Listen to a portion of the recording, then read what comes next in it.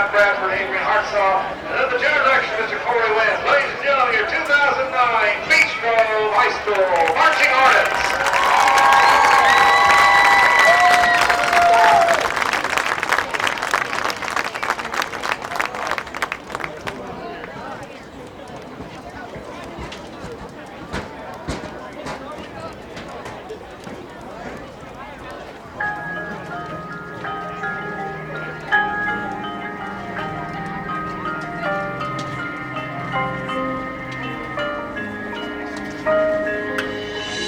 Dance like no one's watching.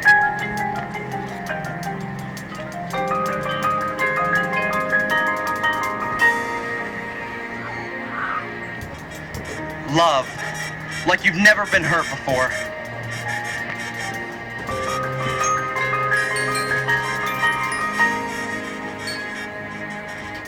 Sing like no one's listening.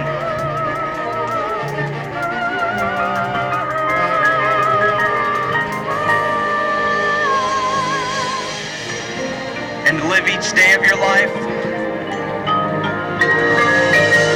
like it's heaven on earth.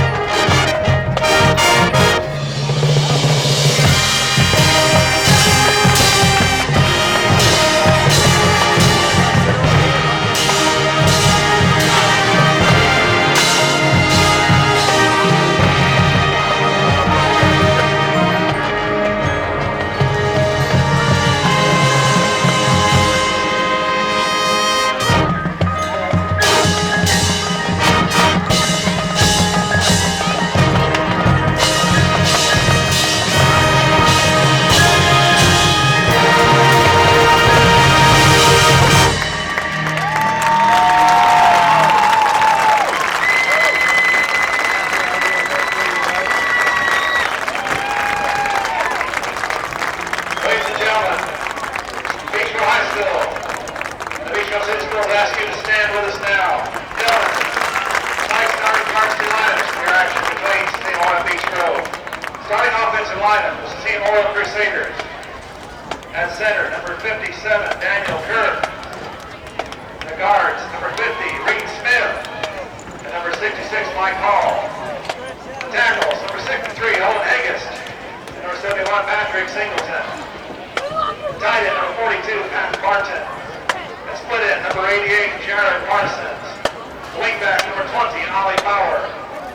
The running backs, number 22, Joe Didcliffe. And number 24, Pat Stark. Starting quarterback for Scecina Crusaders, number 13, Jimmy Davis. Assistant coaches, Mike Battles, Tom Branson, Chad Canterbury, Dennis Davis, Mike Kirk, Casey Westport, John West, Tom Miller, Kyle Padgett, Tony Schmalls, Ryan Thompson. The head coach of the Scecina Crusaders, Mr. Rod Hurley. Starting offensive lineup for your Beech Grove Hornets. Ladies and gentlemen, I think we are on the air. I'm over here talking and chatting and trying to get some information, but I believe we're on. I'm Wendell Crook, and we're at Beech Grove High School tonight, where we're going to have some varsity football for you. The Beech Grove Hornets will play host to Scecina Memorial High School Crusaders. Scecina comes in 1-2, having beaten Eastern Hancock and lost to Brebeuf, and last Friday night to Park Tudor. So Beech Grove is 2-1. Their two wins were Lutheran High School in overtime, and then they beat Park Tudor as well. And last week it was a very good ball Speedway for 2 quarters and about 5 minutes, and then boy, the wheels came off and the Plugs ran away with it. Beech Grove, I don't think, has beaten Scecina in football. We play them in baseball, we play them in basketball, we wrestle and girls sports, the whole thing. And we've beaten them a few times here and there. They've beaten us a few times here and there, but in football, it's always belonged to the Crusaders. So tonight we hope to change that, and we will get personnel introduced as we go, as we continue through the game. You're fine. I've got stat people all around, so maybe we could keep up with stats as we go. But we're excited to have you. Grab a sandwich, pull up a chair, and just enjoy the ball game.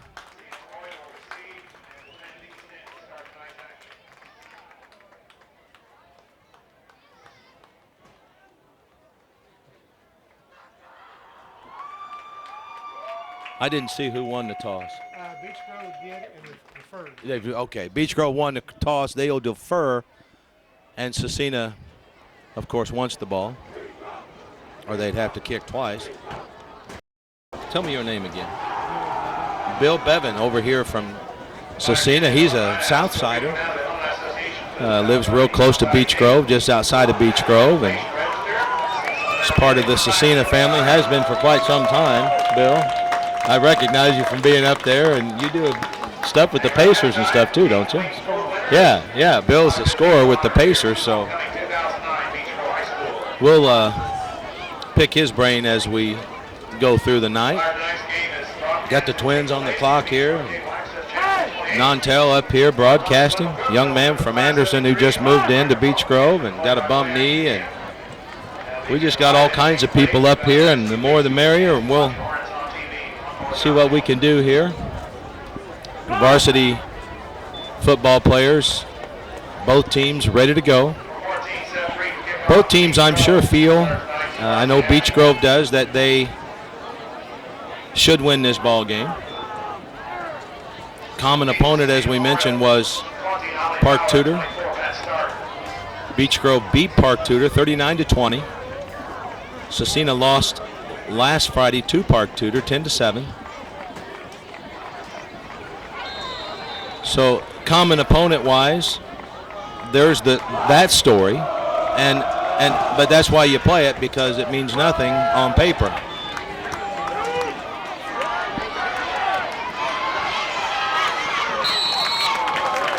Pat Barton, he's a senior, received the kick, ran it back to the 40-yard line, so Scecina will start with good field position. Their own 40.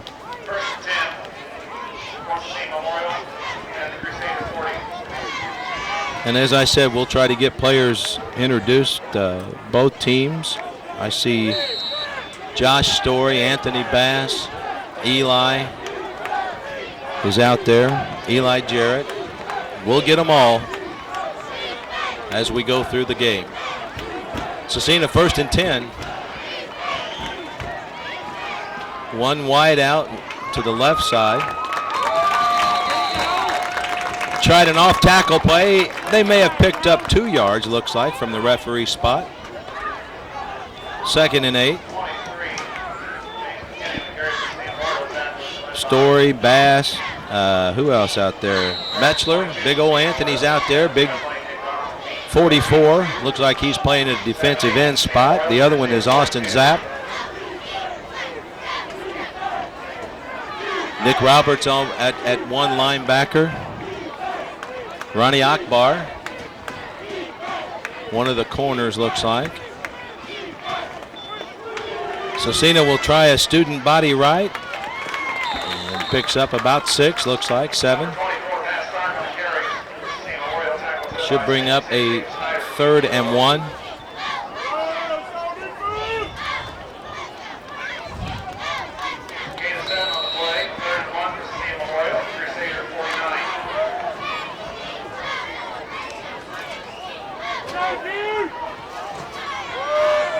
I need to pay more attention to what I'm doing. I'm trying to recognize guys and need to be telling who's running the ball and who's tackling and all that stuff. I'll just listen to Non-Tel for that. He's always on top of that stuff. Oh my goodness, had him in the backfield, did Bass, and it didn't work.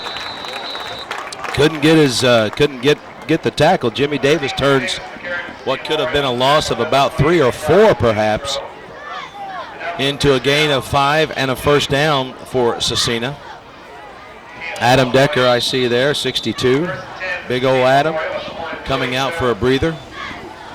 66 out there, that's old Jacob Snyder. Jacob, good ball player.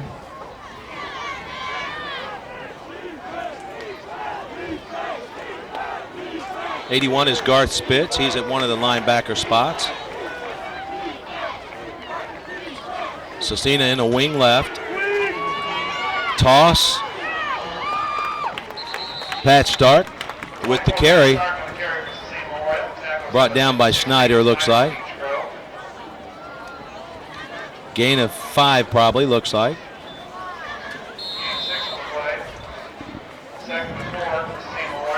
Stark, a junior. Kind of got the pitch. That's the old play where there's not really a hole. You just get the pitch and you find some daylight and get north and south. Or in the case of this field, it's east and west. But anyway, you want to get toward the line of scrimmage. He did that and got 5. He'll come this way, same play, this side. And he's loose. He scampers for a good 15 probably. Clock is stopped. That means 1st down in high school. First down on the carry. Memorial now going 1st and 10 at the Hornet 26. Stark, 6 foot, 165 pounder. Weaving his way once again. Same play, just different side. Scecina in an I wing right formation. Beech Grove defensively in a 50 look. Oh, he slipped and missed the handoff. Uh-oh, fumble! Scecina recovers. That's Jimmy Davis, their quarterback. It looked to be a stretch play for Stark. Off of their left side, Beech Grove's defensive right side. And Stark slipped a little bit. Feet went out from under him some. And Noah Shelley checks in for the Hornets, gives Snyder a break. but he slipped, and Davis couldn't get the handoff to him, so lucky to recover the fumble. 8:25 left in the opening period. 2nd and 20 for Scecina. They received the kick, and they've had it now for a while. A tip pass, and that's a pick for Beech Grove. Eli Jarrett on the tip and the pick.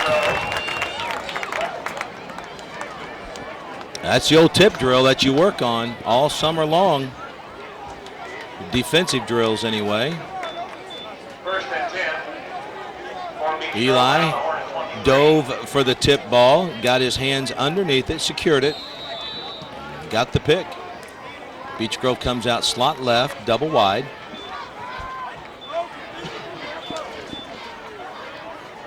It's just Scecina showing blitz. They do blitz. King was looking for a couple of receivers, couldn't find anybody. So he scampered around his left side, maybe picked up one, be 2nd and 9. Out of bounds, the clock will stop. Steve's calling it 2nd and 8, so he's giving him 2 on the play.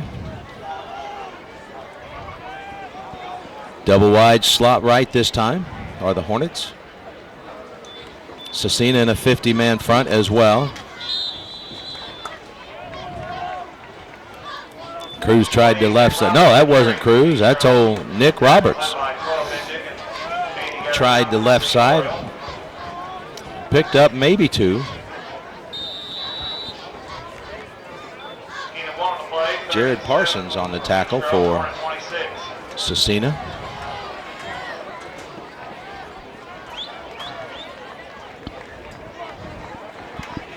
.7:35 left in the opening period. Scecina showing blitz again. And they come. Oh, boy. Fumble, and yellow shirts are pointing the other way. They're blowing it dead, and it's Scecina ball. That's too bad. Beech Grove had 2 receivers downfield. Both were fairly open.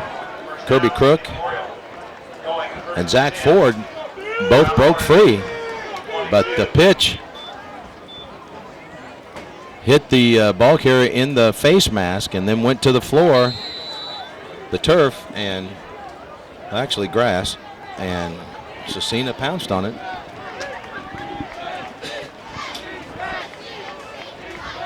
Second turnover of this game, 1 for both sides. Wing right for Scecina, out of the eye. That's the play where they were going to run a while ago when Stark slipped. He's going to pick up probably another 5.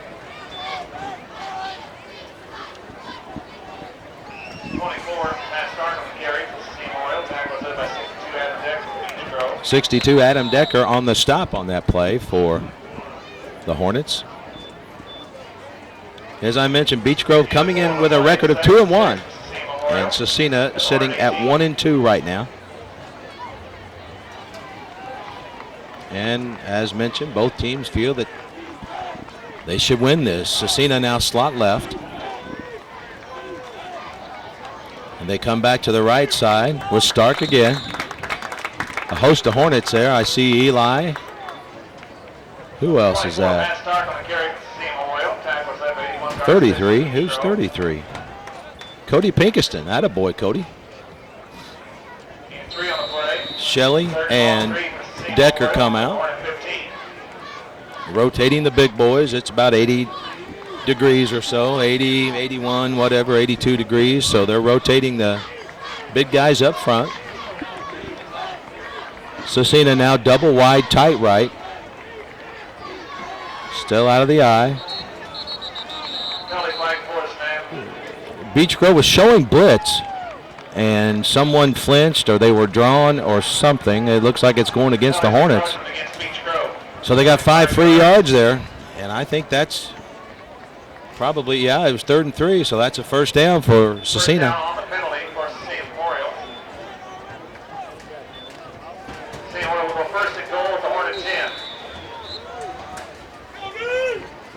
First and goal now for Scecina from the Hornet 10-yard line. Double wide, tight end to the right side. Scecina's right. Now we've got, well, that must be Beech Grove again, because they wouldn't blow it dead if it wasn't. That's on us again. Well, they're seeing something down there. Somebody's lining up in the neutral zone, and in high school, as soon as you break that plane, that's an encroachment on the defense. And apparently that's what happened. Just under 6 minutes as we're working our way through period number 1. Same formation for Scecina.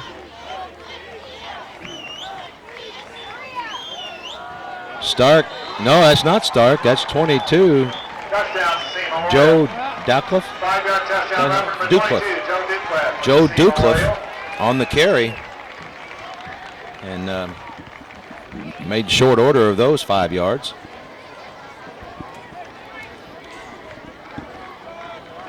Ryan Frame, a 10-point after kick for Scecina Memorial.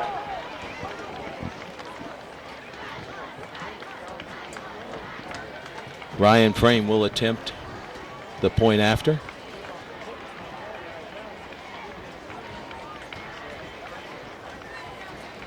Good snap, good hold, and it is good. Kick is good. Number 27, Ryan Frame for Scecina Memorial. With 5:34 left in the opening period, Scecina takes the lead 7-0. Had a couple of turnovers. Beech Grove got the pick on the tip pass at the line of scrimmage. And Beech Grove was running I'm not sure it was an option. Looked like it might have been a pitch, but it was kind of hard to tell. I thought originally it was going to be a pass, but the lineman kind of showed pass. But nonetheless, the ball went off the face mask of the would-be ball carrier. And Scecina recovered the fumble. And they cashed in on their turnover. Beech Grove's going to have to answer.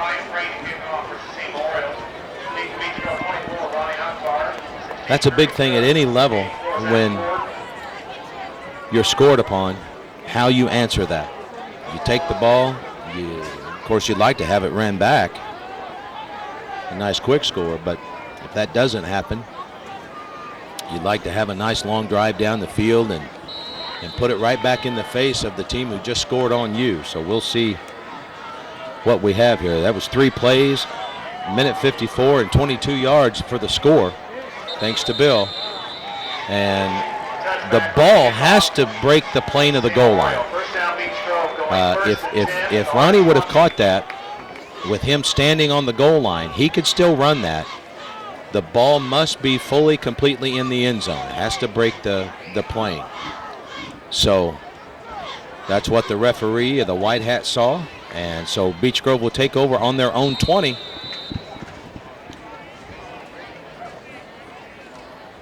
Beech Grove double wide slot right.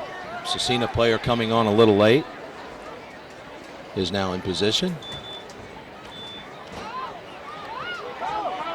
Might have been, kind of looked like a face mask, but I'm not real sure there. That's Pinkston, Cody Pinkston, and I think it's a face mask because I don't know. They're talking to Scecina, looks like. The only other thing I can think of would be holding, but there's 2 flags down. We'll see what it is. It is face mask. They weren't talking to Scecina.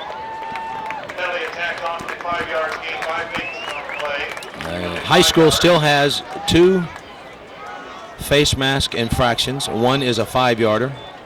The other is a 15-yard personal foul. This was a 5-yarder where you grab the face mask. You don't really yank it. It's just in your grasp. The other one is if you grasp it and turn that player's head and bring him down with it. That's the 15-yarder. That's Roberts on the carrier. Nick Roberts.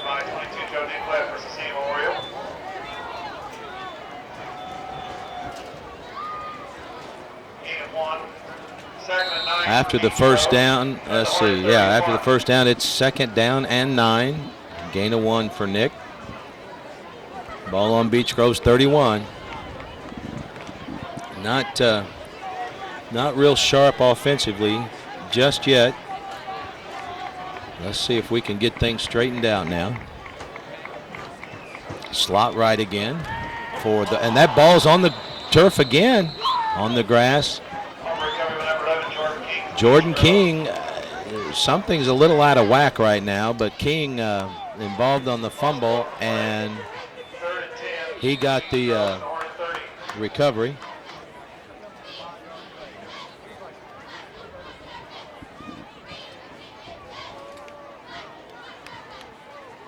Loss of about 2. It's 3rd and 10.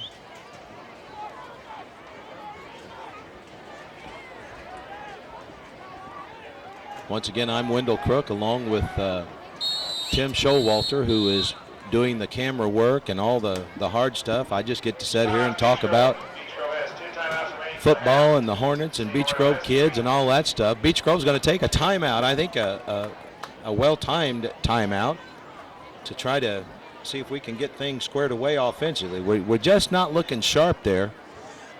We've had a couple of possessions and a couple of fumbles. We're fortunate enough to recover one of them, but Scecina capitalized on the other. And that's how they got their 7 points. So we got to get it squared away offensively here. Each team has 3 timeouts per half. Beech Grove using just 1. They'll have 2 remaining for the first half. Scecina has all 3. 3:57 left in the opening period. Scecina 7, Beech Grove 0. 3rd and 10 for your Hornets.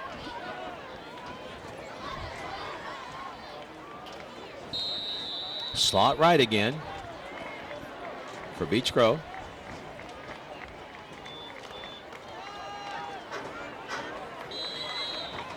I think that was Pinkerton again, 33. Tackle led by a big old 71 there. I think that's Singleton, Patrick Singleton. He was getting up there. Sometimes those old linemen, they get up last on purpose, making people think they got a tackle. I played line years ago, and that's one of those things that linemen like to try to do. Not saying that's what he did. 4th and 6. Hornets are going to punt. Oh, let it go. Decided to let it go. It looked like he might have lost it in the sun. That's good for us, but it gave up about 10 or 12 yards for them. Ollie Bauer was back to receive that, and I really do believe he lost it in the sun.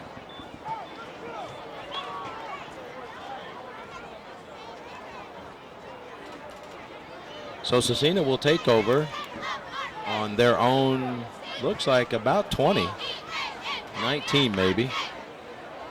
Board shows 19, that's what we'll call it. 1st and 10 from their own 19-yard line.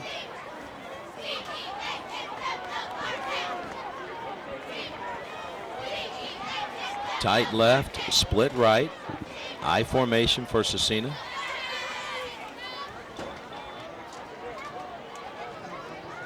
That's old Stark again. I don't like that I know his name already, but that's Stark. Gained, looks like about 6 or 7. Just kind of looking at the chain gang across the way.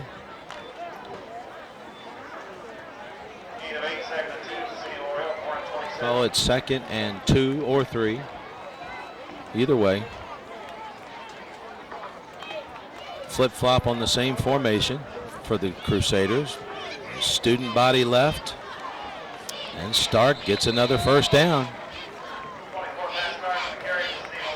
Boy, that time old Patrick Singleton and Jacob Snyder were mixing it up pretty well. That's good. Those old linemen down in there, they like to mix it up down in that pit down there now. That's what they do. They get no recognition unless it's a holding call or some other penalty. Beech Grove stays in their 50 defense. Scecina split right. Student body right. Stark again.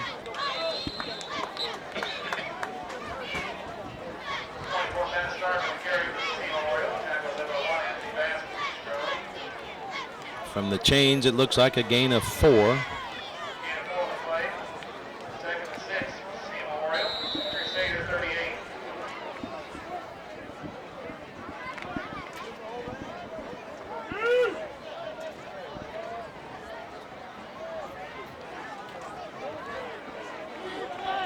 38. Wing left this time for Scecina.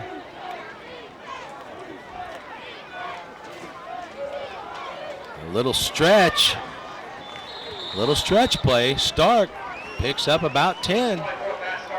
Another first down. Nick Roberts on the tackle for the Hornets.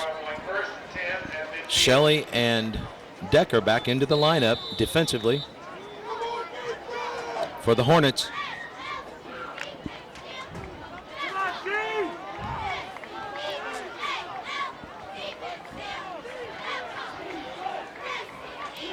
.50 front again. Beech Grove in their 50 front defense. Scecina wide left, split left. That's old number 22, and he's dancing around. Get him, Josh. Josh went and punched the ball and got him to cough it up. Joe Ducliffe. Nice play by Josh Story. Could have made the tackle, but he did not the hammer, but the little uppercut. And the uppercut worked this time. Scecina fumbles, and Beech Grove takes over on their own 7-yard line. The good news is we've got the ball. The bad news is it's on our own 7-yard line, but that's better than another score for Scecina. Beech Grove slot right.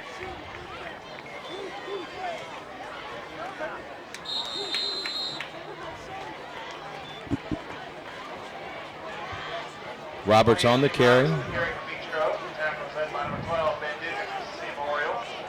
Ben Dugan leading the charge there. I saw a big old 80-something getting up there. 89, I think it was. Is there an 89 out there? I think it was him. Maybe not. 86, probably 86. Beech Grove again, slot right. Cruz with his first carry. Did not start the game for some reason, but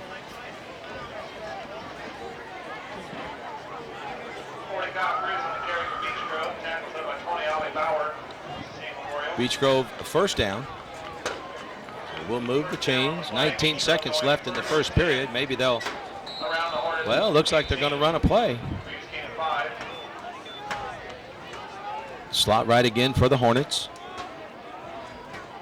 Scecina in their 53 defense, looks like. Cruz again, I think. No, that's Roberts. That's old Roberts. And Nick Roberts getting the ball a lot here. And that's going to do it for the first quarter.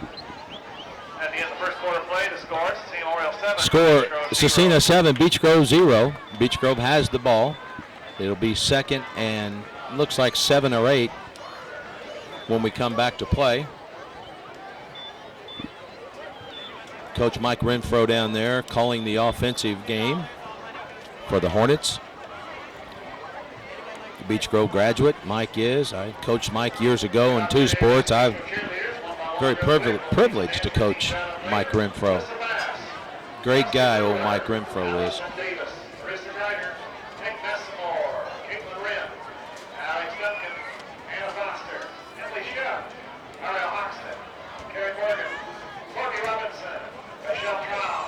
Introducing all the cheerleaders right now.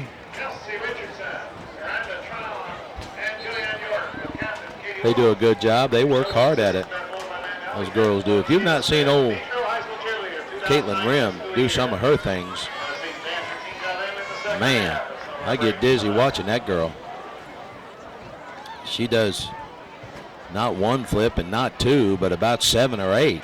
She gets going down that track. And she ends up with a big old smile on her face.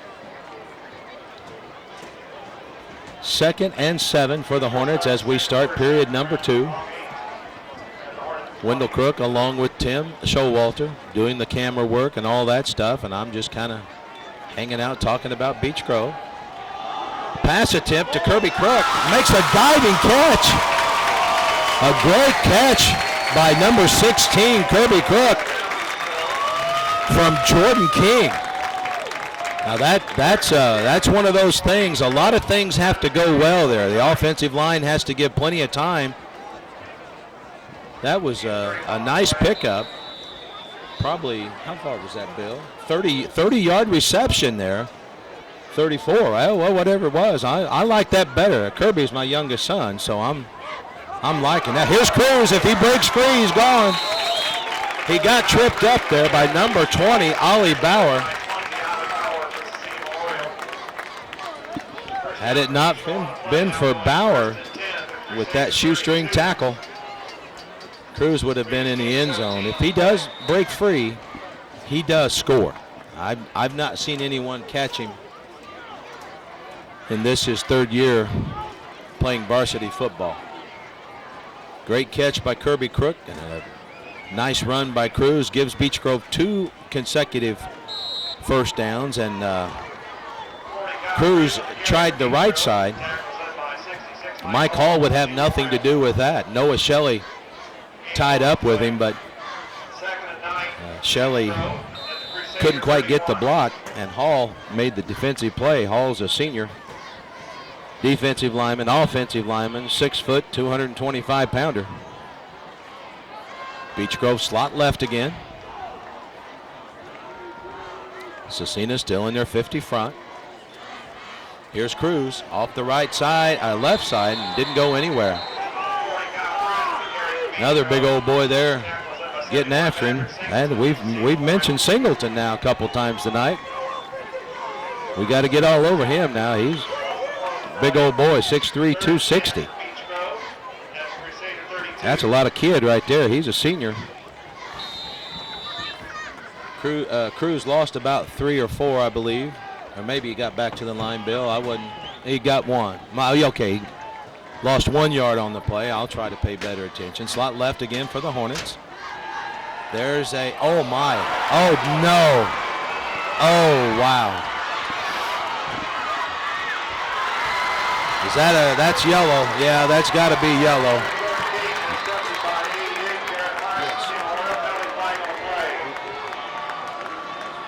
Yeah. I think we're going to have a block in the back. I think it was 88 who got the pick out there, Jared Parsons. It was an attempt to hit Kirby Crook on an out pattern, and looked like the ball slipped a little bit out of Jordan's hands, and it went right into the awaiting arms of Parsons. But there was a block in the back by somebody.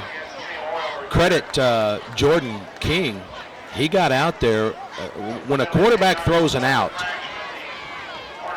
you're taught to follow that pass backwards into your own flats in case that happens. And that was the case there. Jordan King saved what would have been the Crusaders' second touchdown. So with 9:58 left in the second period, Scecina takes over on the pick.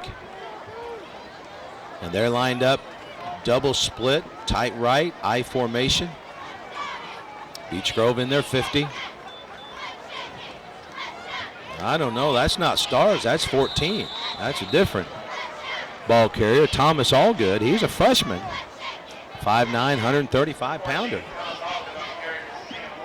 Scecina, not a real big team in terms of some we've played, but they got a couple big old boys. And Beech Grove has a little bit of size up front. We just got to outwork and out-hustle the opponent. That's every ball game. That's not just this one. Scecina, same formation.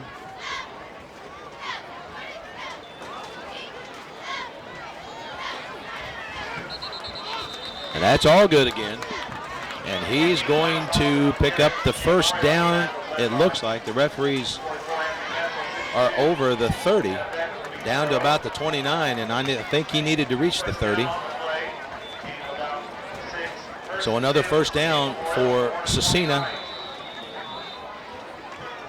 as they are running right and left and keeping fresh people in and doing this and doing that. Looks like 24 is back in the game. At least I believe he is. Same formation. And I don't know, maybe the quarterback, that was a quarterback keeper. See 24 without the ball. That was a quarterback keeper. Jimmy Davis, I don't know if that was called or if there was a busted play there or whatever the case was. But there was a gain of a yard on the play. 2nd and 9. 8:30 left in the first half. I'm Wendell Crook. It's Beech Grove versus Scecina tonight. The Hornets against the Crusaders. 7-0 at this point in favor of Scecina. Beech Grove's got to come up with a stop here. Stark, now that time there was a really good corner support. He's not going to get credit for the tackle, but Akbar came up and forced the issue. Ronnie Akbar, he's a senior, a move-in kid, 5'7", 165. He came up from his corner position and really forced the issue and gave Stark no room to run. In fact, I think he lost 2. Good play there by Metzler, too. Old Anthony there, 44, made a nice play. Scecina is in a slot right formation this time, and they are going to drop back for their first pass, and that's picked.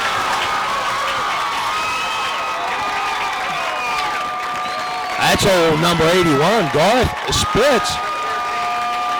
And I see Davis, their quarterback, is limping. I don't know if it's an ankle or knee or something, but he was trying to go across the middle to somebody, and old Spitz got his big paws up in the way.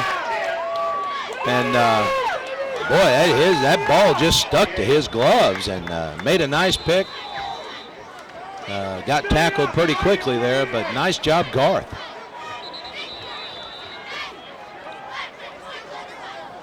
We've got a timeout, Scecina, so they have used their first. Both teams have used one now. So they'll both have a pair remaining. We stand at 7:26 left in the first half. Scecina 7, Beech Grove 0. Not a real well-played game so far. We've had 3 interceptions now, 2 fumbles, and we're just trying to keep our head above water, both sides right now, actually. Scecina with a slim lead, 7-0. The Hornets, after having their 2nd consecutive home game, will go on the road next week to go to Crawfordsville. What about Scecina, Bill? Scecina next Saturday will play another one of their bitter rivals there, Roncalli, over at the University of Indianapolis. So Beech Grove travels to Crawfordsville, and Scecina will travel to the University of Indianapolis to play. Cruz on the carry. That big old 70-something. Just standing there waiting on him. 71, that's old Singleton again. I don't like knowing his name either. 30, Joey Garcia on the carry from Beech Grove. Tackle was led by 86, Ryan Tooley. Oh, maybe that wasn't Cruz. Garcia, I think I heard Steve say. Joey Garcia, number 30. Beg your pardon. Joey, my bad.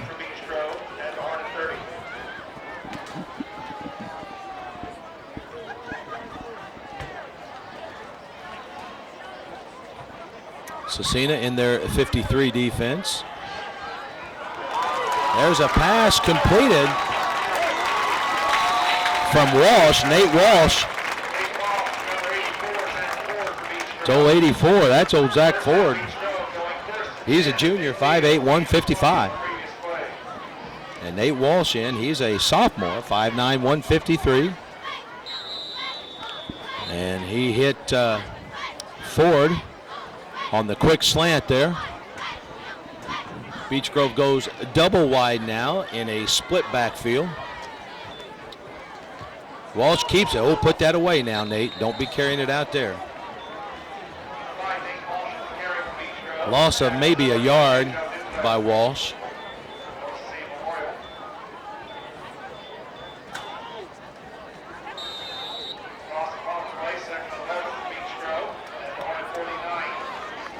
2nd and 11 for the Hornets.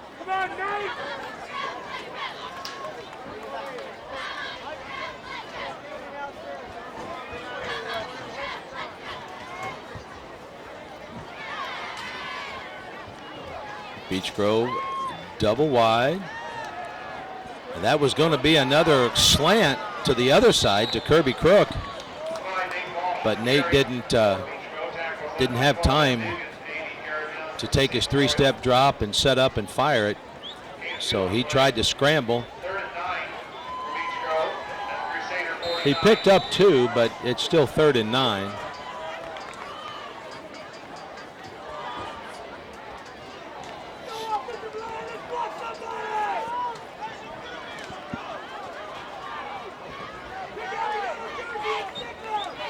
Crook split left, Ford split right.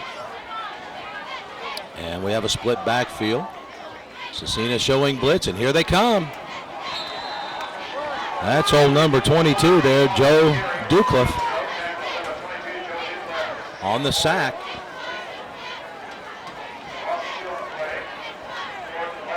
Loss of 2.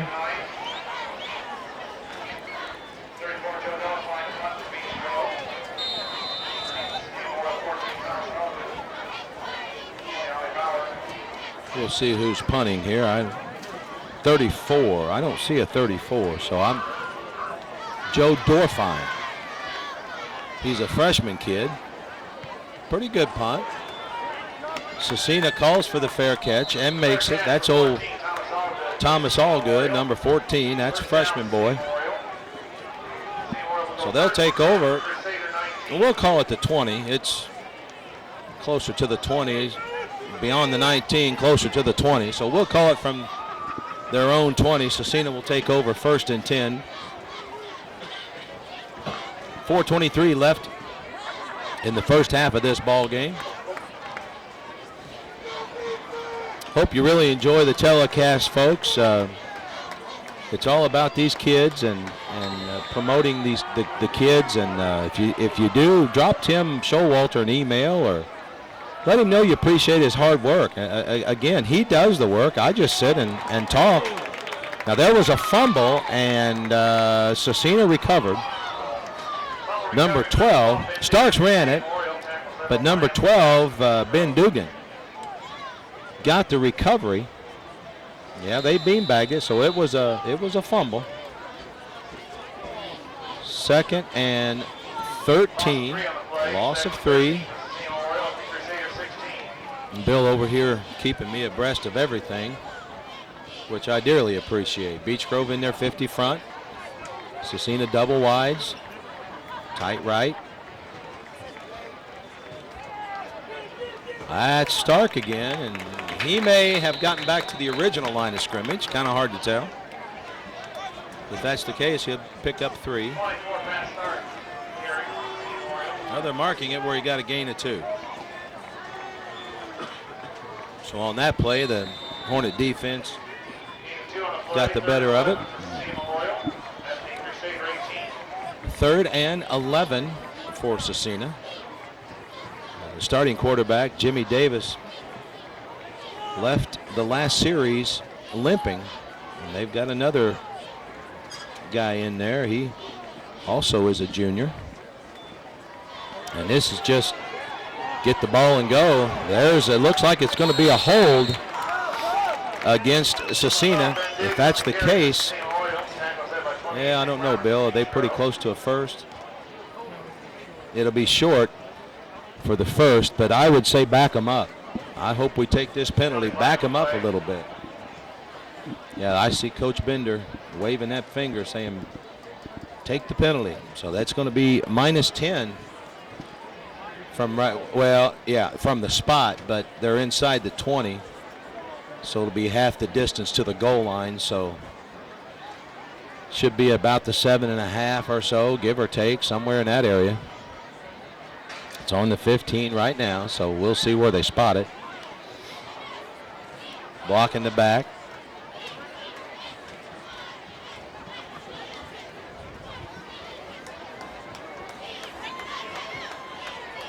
So it's at the 5. He marked off 10. I guess that's right. Around the 15. Well, I thought it would be half the distance, but I started officiating about 3 years ago, and I would have bet money, not much, but I would have bet that should have been half the distance. But who knows, whatever. 3rd and 24 right now. Scecina back to pass.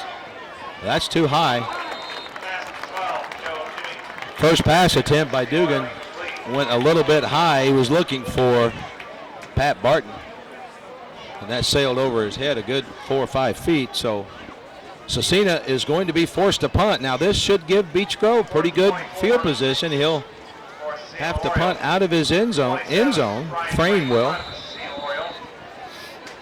So this should give Beech Grove good field position. Eli Jarrett and Josh Story both back to return the kick. Decent kick, hits at about the 35. Get away, get away. Somebody yell poison and get away. Now we got a couple of minutes. Coach Cross imploring Eli to get up there and catch that thing, and that's the way it is. Every coach is going to do that. The kids see something, but coaches don't like to see that ball hit the ground. Too many strange things can happen with an oblong football like that. It can bounce into one of your players, and if they get it, it's their ball, so on and so forth. So Coach Cross emphatic about Eli running up there and making that catch or a fair catch or something. Here's Cruz, and he runs right into 66. Well, no, that's not Cruz. I'm sorry. Joey, I am sorry, my friend. Don't come looking for me. I'm sorry. I'll try to watch that better. Joey Garcia on the carry. He picks up about 6 or 7. I'm just told by, what's your name? Cody. That's, well, I got to know Cody. My oldest son's Cody. But anyway, said he's got a bum ankle. The fake was to Garcia. Walsh kept it, tried to turn the corner and couldn't. Boy, I thought I thought old Garcia had it. If he did, he was well on his way. Only thing is, he didn't have the leather with him. So Walsh lost a few yards there on the play.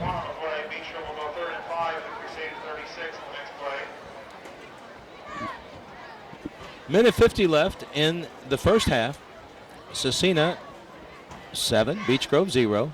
3rd and 5 for the Hornets.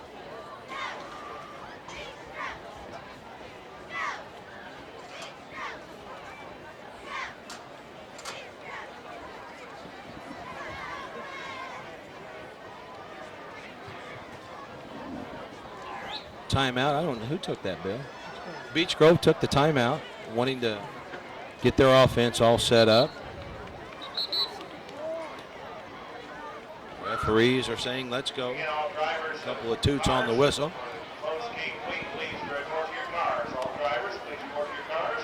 So that's the reason why Cruz is not in the lineup. He's got a bum ankle. Beech Grove comes out, slot left again. Scecina in their 50. Split backs. Walsh right down the line looking to throw and couldn't get it to Kirby Crook, intended for Kirby Crook from Walsh. Couldn't make the connection there. Minute 45 left in the opening half. 4th and 5 for the Hornets. Let's see what they can dig into their bag of tricks and find for a 4th and 5 play from the Scecina 36-yard line.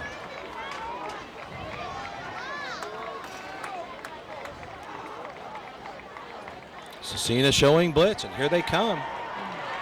There was going to be a pass, and boy, oh boy, couldn't get set up to make the play. 4th and 5, and it looked like it was going to be one of those kind of a hitch and go type pattern or something like that, and just didn't have time. So Walsh had to eat that one.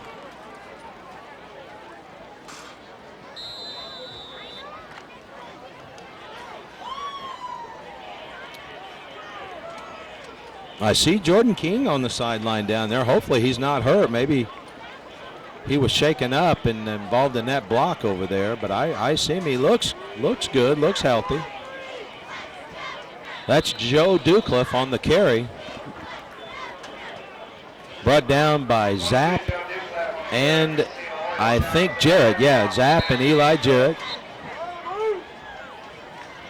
Oh, Zapp is a pretty good boy there. Austin Zapp, C-Z-A-P is how you spell that. He's a senior, 6'1", 211. Defensive end. Officials timeout for equipment perhaps or something. Not sure what, but clock winds.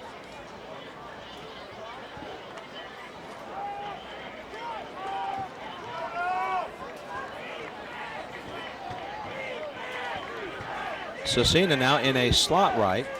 Oh, I beg your pardon, they're in twins. Didn't notice that. They're in twins. Tried to spread Beech Grove out and have a quick hitter there by Stark. And he picked up about 2 or 3 maybe. Third down, and let's call it 4. 3rd and 4. Under a minute now.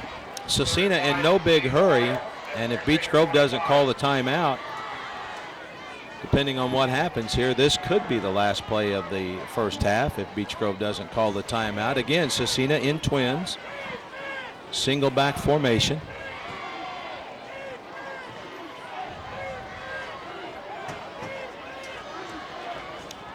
Hornets blitzing. And Ben Dugan couldn't get it off, but as I look, Story and Akbar and number 20, that's old Shue, Aaron Shue, they had good coverage there. And I think that was just kind of a coverage sack, and that's going to do it for us. That's the end of the first half. For Tim Showalter, I'm Wendell Crook. We're going to take a break. Of course, when you watch this on tape delay, don't run off too far because it'll be starting up again real soon. So, but anyway, for the first half, for Tim Showalter, I'm Wendell Crook. We'll take a break, and we'll be back with you momentarily. Right here, going to go from young to old. It's the class of 2013, I believe, a freshman coming in.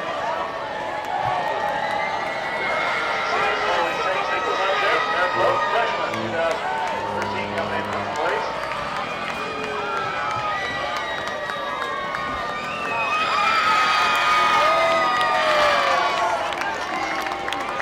We'll be announcing the winner here at the end of the whole thing, so those stay around and you cheer for your favorite float. After we do our king queen, that's when we'll tell you our float winner. So we're going to save a big roar of class as well. Rolling in behind them, class 2012. Looks like sophomores. Hosting the state and league's largest Nike shoe. Doing his business in South Scecina. So congratulations to class of sophomores come over. Special note on sophomore coach, you might take a look for the memorial to Philly Lisby for their class. They memorialize him on this year's float in good shape. They take some float for the sophomores. Here come the juniors. Barbecue smoke flying off. That's not committee rip rib. That's from the Cedar Roast. They're coming in class 2011.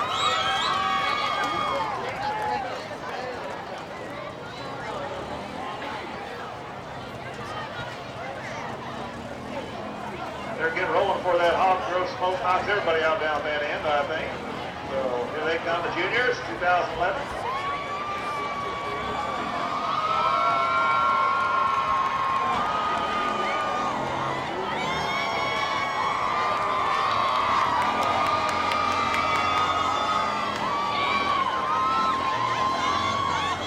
And last but never least, this is seniors 2010. Yes, that is a real pro card, as someone has learned to his amazement. As it's cruise to victory for their fellow member of their class, Kyle Cruz, and all the rest of the senior Hornets represent on that float.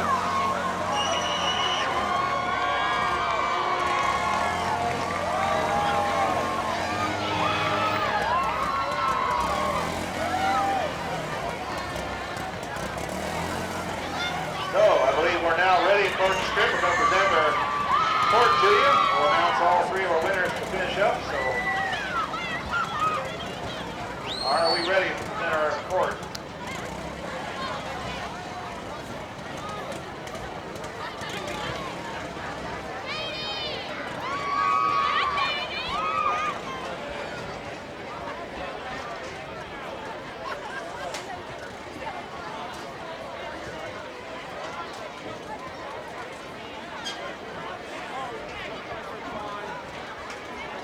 Okay, all I need is a quick wave from somebody. Are the court people ready to come on? I'm ready to send them to you. Okay, they're waiting. Representing the freshman class, this year's homecoming court, Ellen Skidmore and Jonathan Lynch.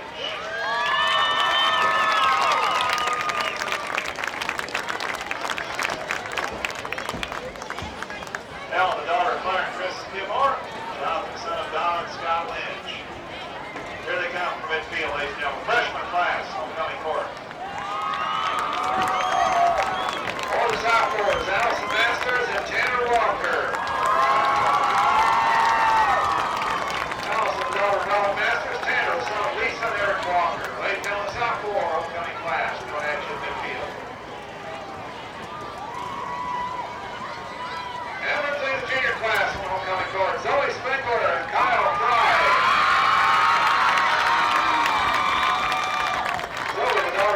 Steve Parker, Kyle, son of Susie and Jeff Fry, ladies and gentlemen, junior class, homecoming court time. Now your senior king and queen candidates, 2 by 2. Jesse Hadley and Brandon Brinkley.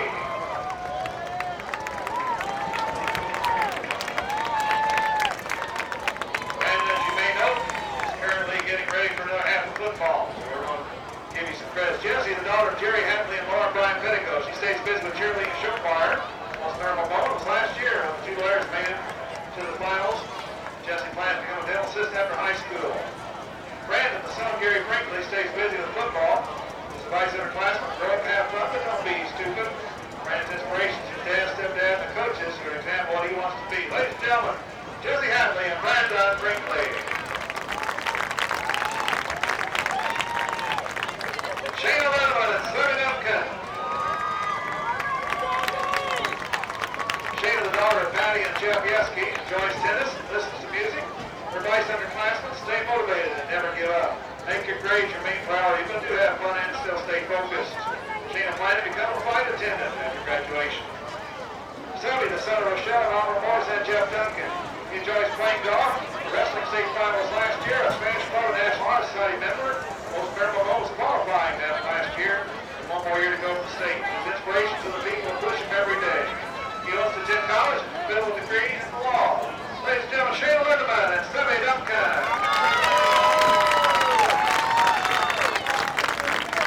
Kelly Boyle and John Turk. Kelly, the daughter of Allison and Bob Boyle, spends much of her time attending soccer, band, and swimming classes here at Beech Grove. Enjoyed all the good times with her friends the past few years. Plans to attend college after high school, still undecided on the major. John is the son of Barbara Turk, enjoys playing the bass. His inspiration is his dad, and John's plans for after high school to go to college and get a history degree. Ladies and gentlemen, Kelly Boyle and John Turk.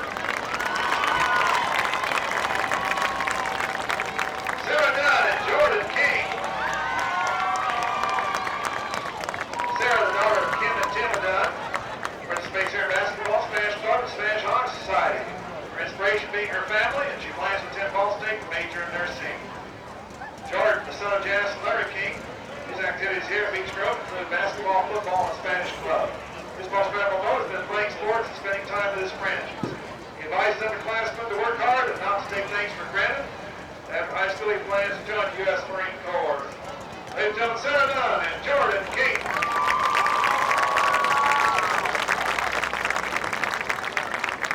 Kelsey Richardson and Aaron Harper. Daughter of Kelsey, daughter of Carl J. Richardson. Activities include cheerleading and tennis here. Plans to become a pediatric nurse after her high school career. Terrence, the son of Bonnie Whittle. He enjoys playing football. His advice to underclassmen: stay focused in school, do everything 110%.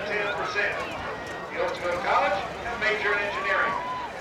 Ladies and gentlemen, Kelsey Richardson and Aaron Harper.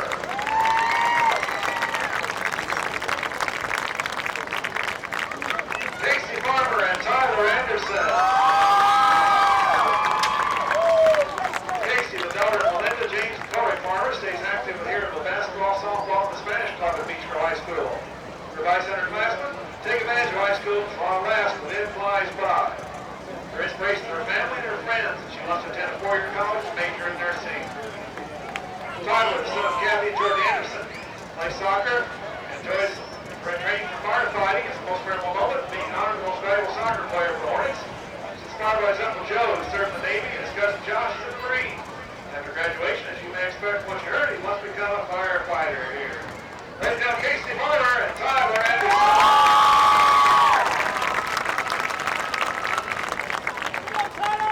Sarah McKenzie and Kyle Cruz. Sarah, the daughter of Lisa and Jim McKenzie, enjoys playing volleyball with the Hornets. Her vice underclassmen, get involved and have some fun here.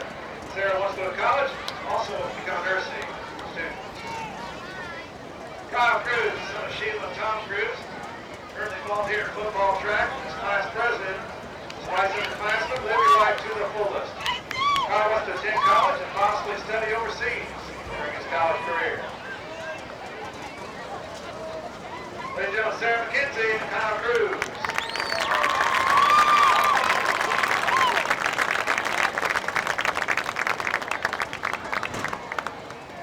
A lot of you alumni must remember nights like this.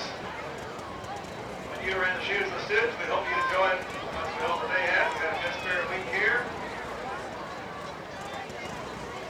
Now, before we announce the winners, ladies and gentlemen, homecoming King Queen of the Court, 2009 Beech Grove High School.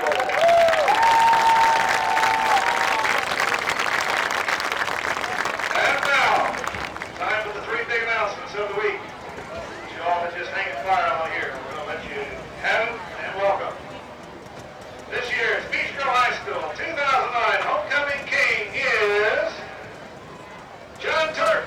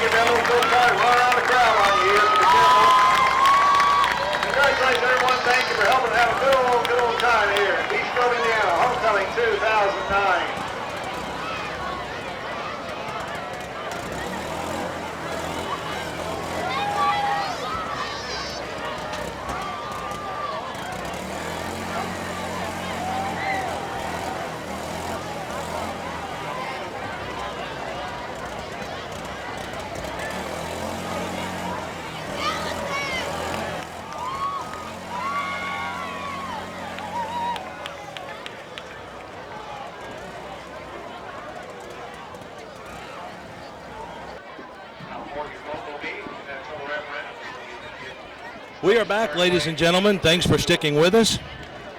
We are at halftime of Beech Grove and Scecina and just about to wind it up here. Under a minute for this thing. Then there will be a 3-minute warm-up period, unless they've already had that. I went to get a Gatorade. Bill Bevan gave us some stats. He's the stat guy from Scecina. Beech Grove had 47 yards in rushing, 50 in passing for a total of 97. Scecina had 128 yards, total yards, and it was all rushing. They had none in the passing department. So halftime stats, Beech Grove 97 total yards, and Scecina 128 total yards. So not a real sharp, well-played game by either side. Some injuries, and I saw a Scecina kid leaving the field at halftime on crutches. That was probably their starting quarterback, Jimmy Davis, who was replaced by Ben Dugan.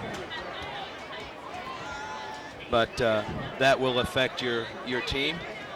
And then we found out, as I mentioned earlier, that Cruz is, for Beech Grove, is nursing a bum ankle.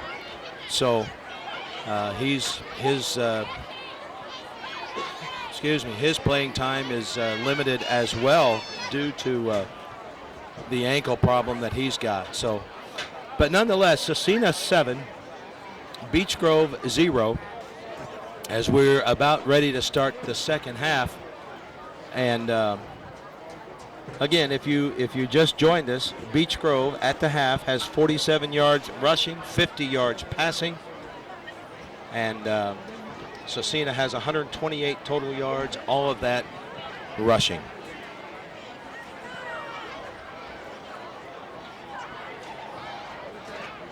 Again, those stats courtesy of Bill Bevan, who is with Scecina High School.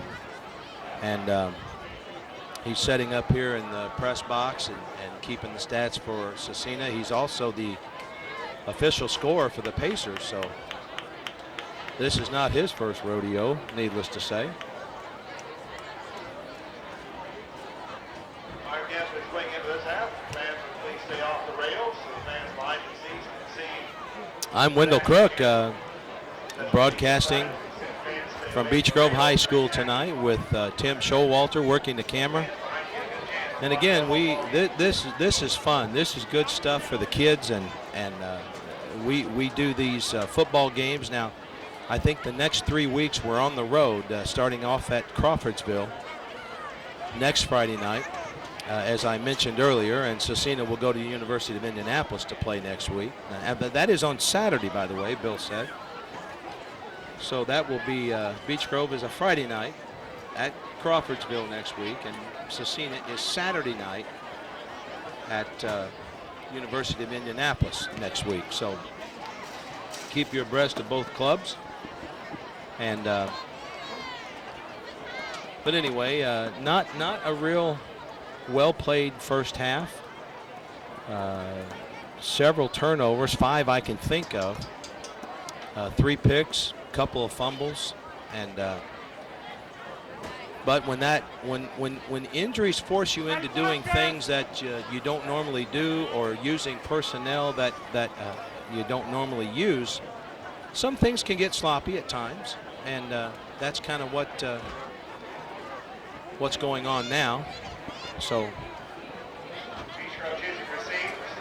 anyway, Beech Grove will receive the second half kickoff. They won the toss and deferred, and they elected to take the ball here in the second half. Number 27, Ryan Frayne, kicks off. Scecina Royal starts the second half of play. Ryan Frayne will kick off for Scecina. 16-30 Cook. High School still kicks off from the 40.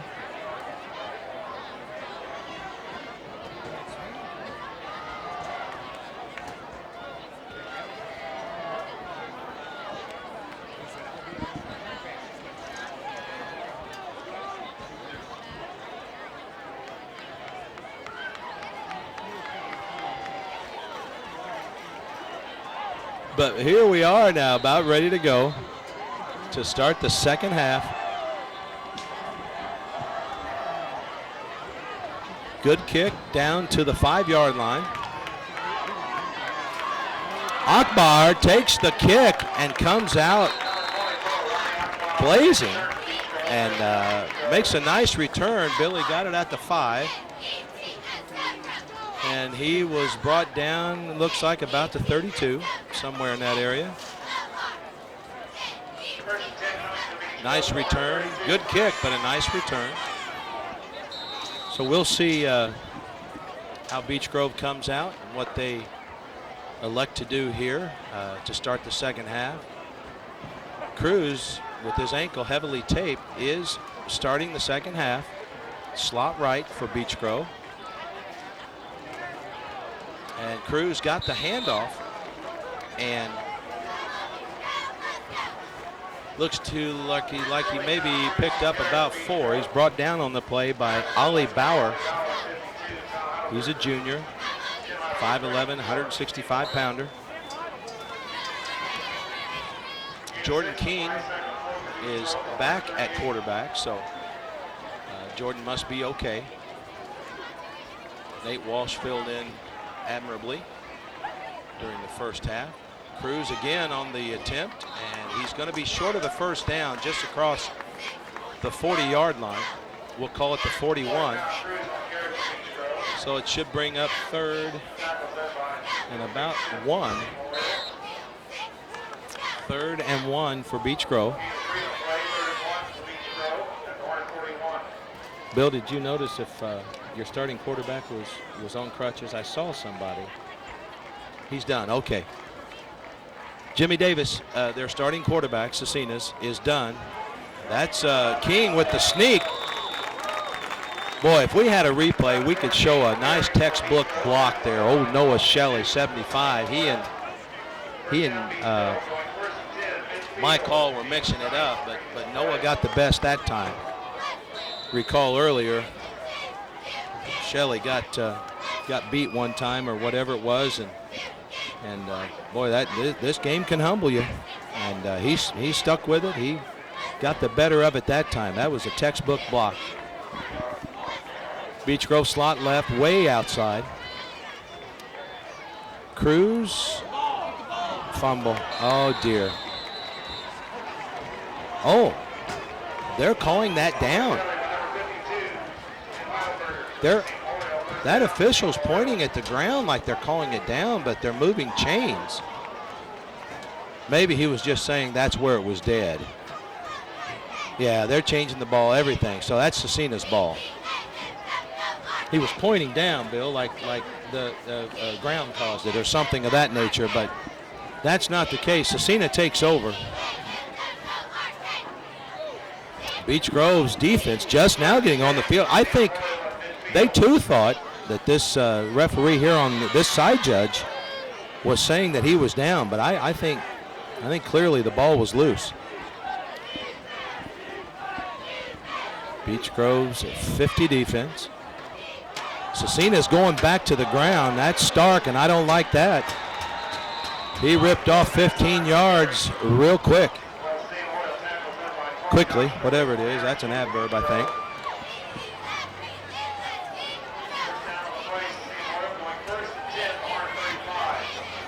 So another turnover. I think that's turnover number 6 for the game. But with their starting quarterback out, they'll probably keep it on the ground. Now they didn't have any yardage in the air the first half. They attempted a couple of passes, but it didn't work well.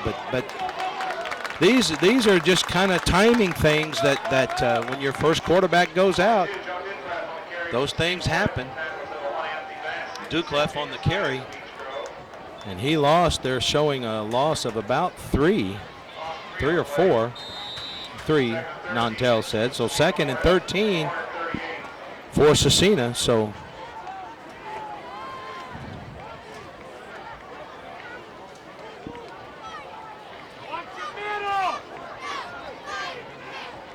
that's a good point. That's a good point. Bill was saying that there was an inadvertent whistle, and that's why they spotted it where they did on the 50. Stark had to reach back for that pitch, that quick pitch. A reverse out quick pitch. Stark gathered it in though, but it kind of threw his timing off. Running backs want to catch those things in stride, just like a good pass. You want to catch those things in stride and keep moving. Looked like Jarrett and Roberts were the tacklers there, I believe. Trying to listen to Nantel. Anyway, Scecina 3rd and 7 now. Ball is on the Hornet 33-yard line. Let's see what they've got. They're a slot right, kind of a wing right. Another toss, a reverse, and hang on. I think that was old Anthony, either he or Zapp. I can't. Well, they're both there, so we'll say Zapp and Metzler put a stop to that reverse. The ball carrier ended up being Ollie Bauer, and he lost about 3. It'll bring up 4th and 10, and I don't see their kicker. They're going to go for it. On Beech Grove's 35-yard line, and Scecina going to roll the dice here. 4th and 10. They're in a slot right, more kind of like a wing right. Tight end left. Always keep an eye on the tight end. They always get open somehow. They're setting up a screen. Uh-oh. I don't like the looks of it, but we got it. I don't see Laundry, and so Scecina will turn it over on downs after a gain of 7. And was that to Stark? That was to Stark, Pat Stark. He's their main running back for tonight anyway. And the Hornets would have none of the screen. It looked like it set up pretty well, but the Hornets played well, played tough, and got the turnover on downs. Big play there, 7:22 left in the third quarter. Hornets slot right. Oh my, there looked like a fumble again. You are kidding me.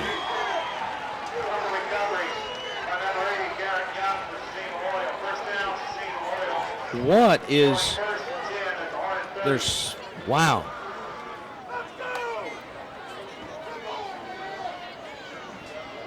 Looks like he wasn't sure he was supposed to get it or something. I don't know. But nonetheless, Beech Grove turns it over again on a turnover, obviously, the fumble this time. Scecina takes over on the Hornet 30-yard line. And Dugan kept it, tried to dance around and find a little space. He may have picked up 2. Decker in on the play for Beech Grove, the tackle, 62, Adam Decker. 6'2", 245, big old boy, big red head, Adam Decker, good kid. A lot of good kids out there. Beech Grove full of good kids, and a lot of them do a lot of nice things around town here. That's 22, yeah. Ducliff. They tried student body left. Nick Roberts was there. And Zapp, I believe, was there. Bass is going to take a breather. Defense, actually, I mean, you know, right now keeping Beech Grove in it. Ball handling has been suspect for Beech Grove, but defense stepping up. Play clock now at 5 seconds. There's a fumble, but there is a flag on the play. I can only assume that'll be on Scecina. False start, Scecina.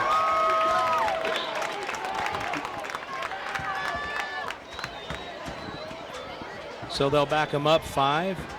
And those 5 yards are huge when you're third down and 9. Now you're 3rd and 14. That doesn't seem like a lot, but that play calling changes immensely on a play like that. Beech Grove crowd imploring the Hornets to keep up the good defense.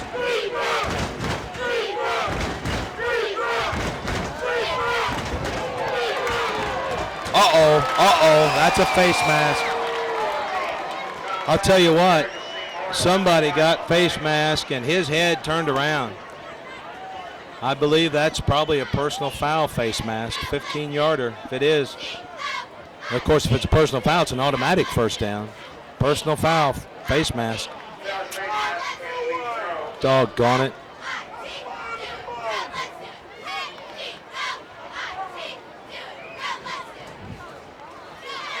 Boy.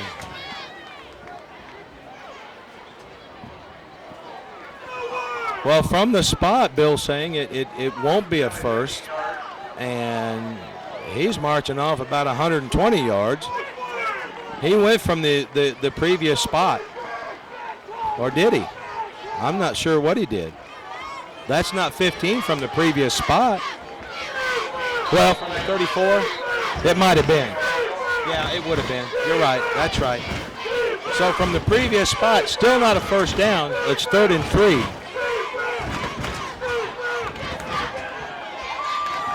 That's going to be very, very close. That's Ducliff trying to go right side. That's going to be short. They've already shown 4th down, and it's 4th and about maybe a foot, give or take. On this case, defense, please watch the ball. They'll most likely go on a long count. You've got to watch the football.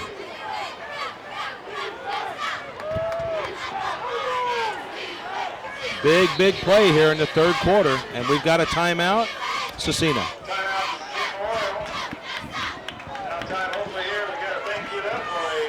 So the Crusaders are going to talk it over and try to find a spot they feel comfortable running to on this key 4th down play. Now, it is only the 3rd quarter, 4:41 and left in the 3rd quarter, but this is a huge play for both sides. If Beech Grove stops them,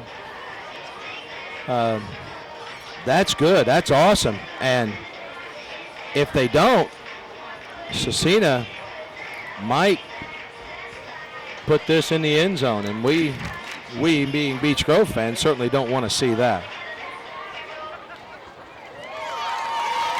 Cheerleaders doing a little dance down there. I'm waiting for Rim to do about 17 flips here down the track. Well, you turn her loose and she just keeps going.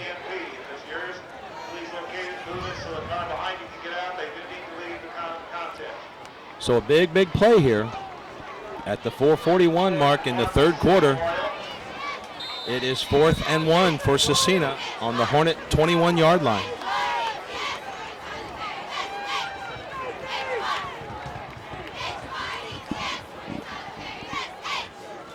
Long count, and it's a sneak. And he didn't have to go far, so they're blowing it dead. I'll say they got it. Yep, they've already signaled first down. So whether he picked up a foot or 2 yards, it's a first down either way. Went from the 21 to about the 19, so a gain of 2. That was Dugan.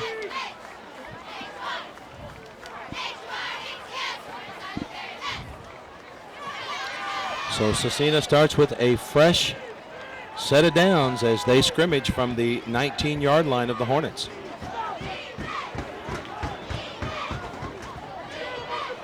There's Stark, but boy, I tell you what,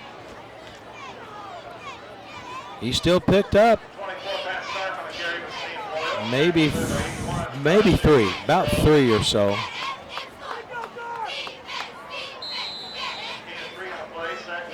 Once again, I'm Wendell Crook, along with Tim Showalter, who's up on top with the camera. Bill Bevan over here from Scecina, doing a lot of stats for the football team for Scecina High School. Scecina double wide, I formation. Boy, somebody got through. Stark trying to turn the corner and does. He's in the end zone.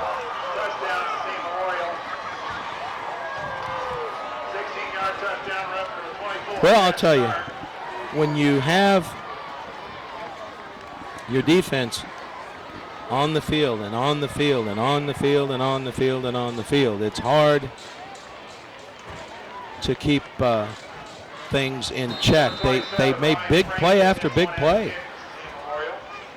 But Scecina now has another touchdown. Ryan Frayne will attempt the point after. Held by Ben Dugan.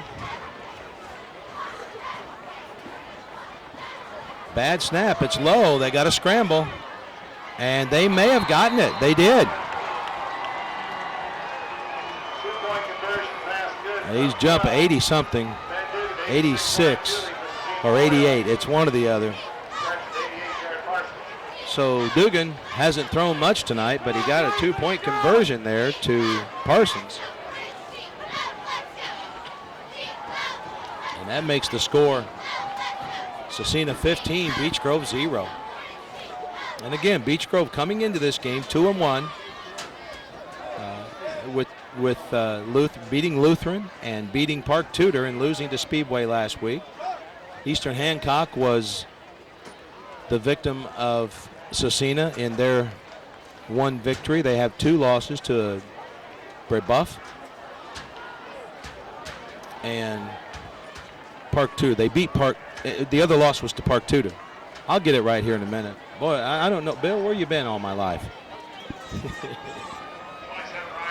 Here, Bill's going to tell you. No, come on, get in here. Park Tudor ran the open kickoff last week and then scored on the last play of the game a field goal, 39 yards to beat us 10-7.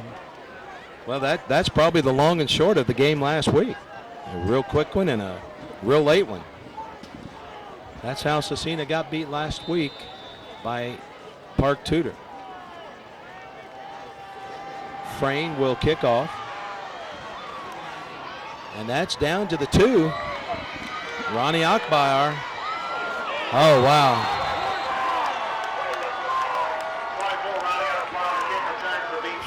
Hornet fans wanted a face mask call, but I didn't see it clearly enough, but I trust old Jeff Story. I'll tell you that. If he says it was face mask, it was face mask. So Beech Grove will take over from their own 17-yard line. They come out slot left, Scecina in their 50 front.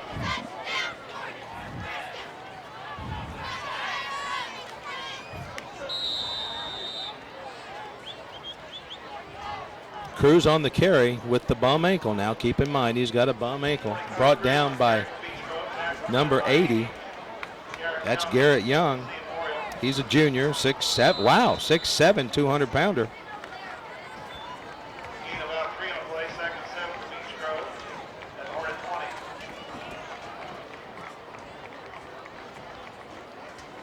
Gain of 3 for Cruz. 2nd and 7.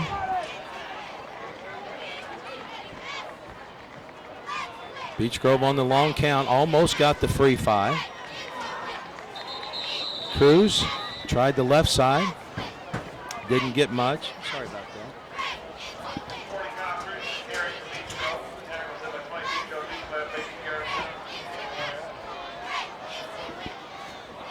No gain. No, I checked that. Gain of 2.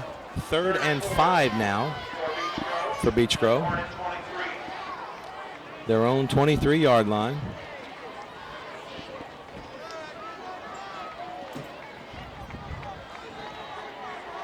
Double wide this time. Cruz down the sideline, and he got a first down. He's out of bounds at the 32-yard line, appears to be.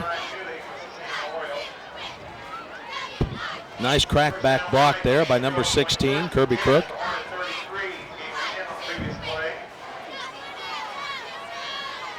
Cruz got the corner. I tell you what, even on a bum wheel, that kid can run. Just under 2 minutes. I thought he went out of bounds. He didn't. They said it stayed in. Cruz again. Is he loose? He's loose. Let's see if he can do it. Even on a bad ankle, the boy can pick him up and put him down. A 67-yard scamper by number 40, Kyle Cruz.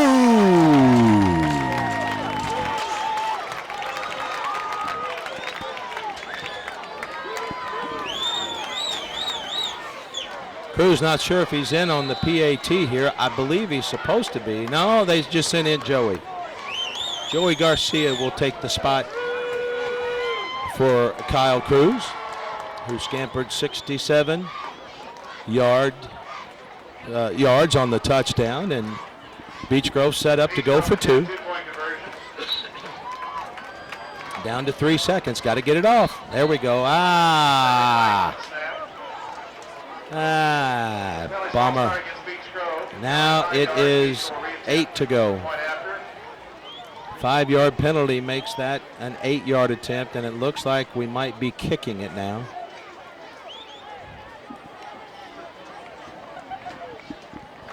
I couldn't tell where the movement came from, but it came from somewhere. Good crowd tonight, a lot of support for these kids. Been a good crowd for both of our home games prior to this. There's the kick. It's up and looks good. It is good.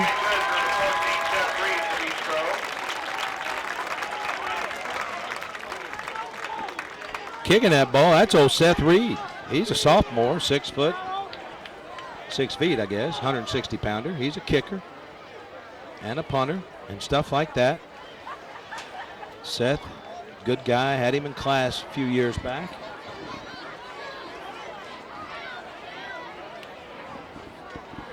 So with 1:38 left in the third period, the Hornets chipped away at the Scecina lead. It is now 15-7, and I made mention that even on a flat tire, Cruz can pick them up and put them down. Bill has him at 112 yards on 12 carries. And that, like he said, that touchdown was about 67 of them. So, boy, that's a big chunk right there. But we've seen that an awful lot the last 3 years. You can't coach speed. There's Reed's kick, and it will go to number 20. That's Bauer. He's going up the middle. He's across the 30, and you don't like that. You want to, as special team members, you want to keep the guy inside the 20. But he got it out just across the 30, looks like. Probably 31. Looks like that's where the referee is spotting things. So Scecina will begin their series there. 93 seconds left in the third period.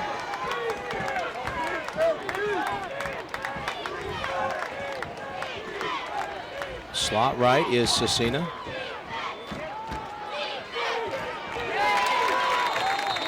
Stark, yeah, they called him down. He had his knee down. Oh, Zapp, 50 there. Austin Zapp, senior, 6'1", 211. Talked about him earlier. Move in a couple of years ago. Good football player is Zapp. Made a nice play, had a piece of jersey and just wouldn't let go, so.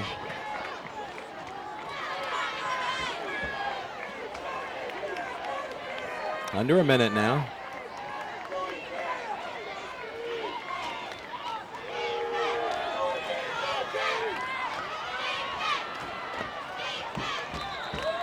Ball carrier is Ducliffe. He went around the right side and he picked up 7 or 8 yards, looks like. 62, the big redhead, Adam Decker. Scecina will have to run a play. There's about 20 seconds left in the period, but the play clock is down to 14, so they will have to run a play.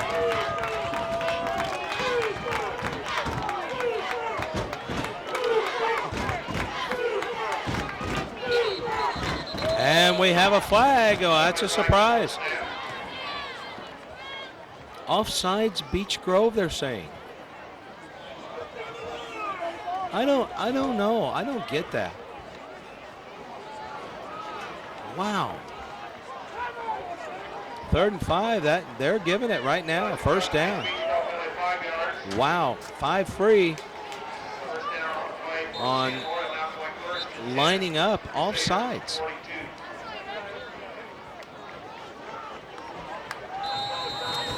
Well, that's the end of the third quarter. A lot of laundry on the field from time to time. Beech Grove players holding up 4, meaning let's unite or stay united in the fourth quarter. So we'll have 12 minutes left in this football game. And after 3, it is 15-7 in favor of Beech Grove. Check that, in favor of Scecina.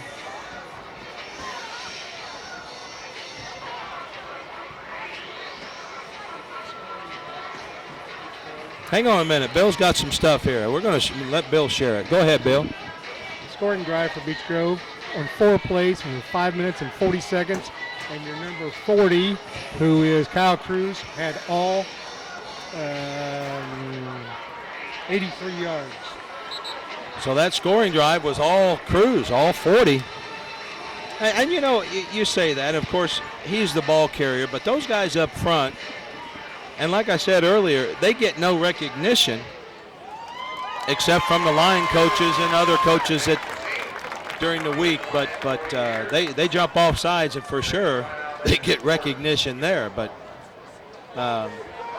so Cruz was the ball carrier,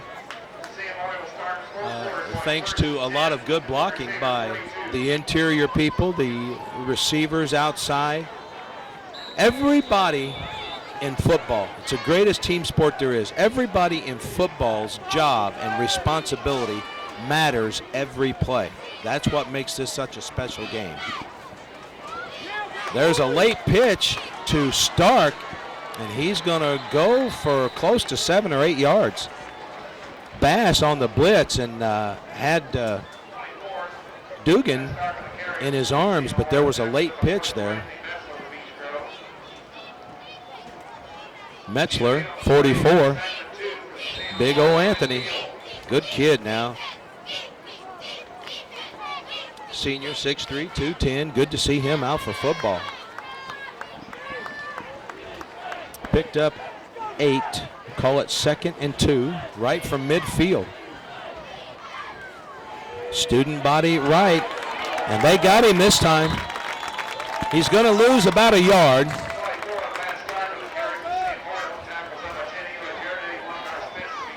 I believe that was Stark again, 24.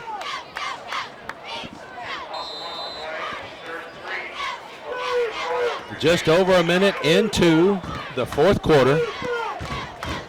Very tight football game, 15-7 in favor of Scecina. Beech Grove on the defense here in their regular 52 defense. Little cross-buck play there. Faked the handoff one way and went back to Stark the other way, and he's got a first down. What we can afford here is for Scecina to grind this down and take up a lot of time and get a score, especially a touchdown.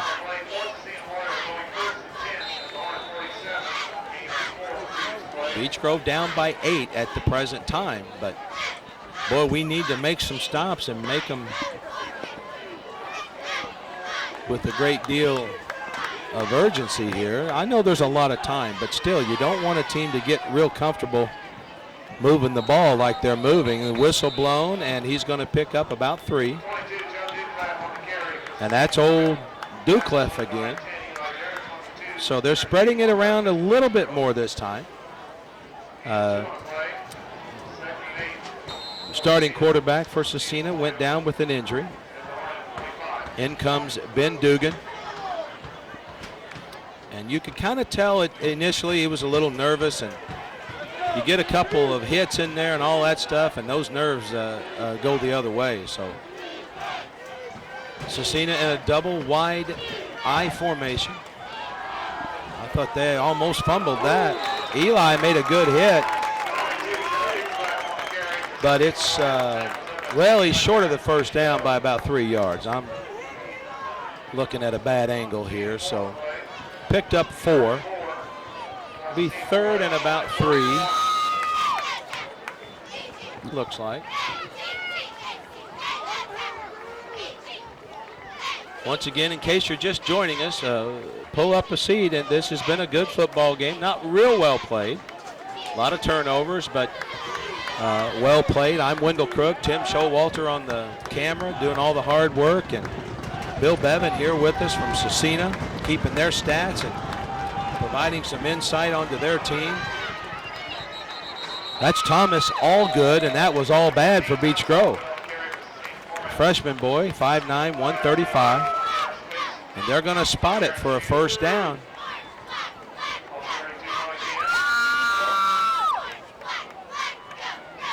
Referee talking to number 50 there about something. I'm not sure what they were chatting about. He's still talking with him. And that old Reed Smith, is he the kid that pitches? He's a pitcher. Yeah, I know that boy. He's a pretty good pitcher.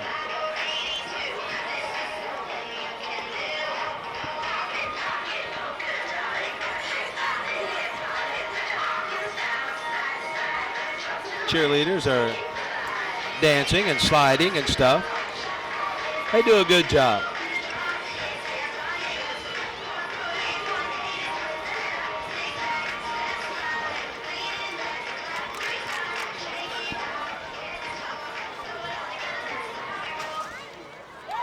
Beech Grove took that timeout.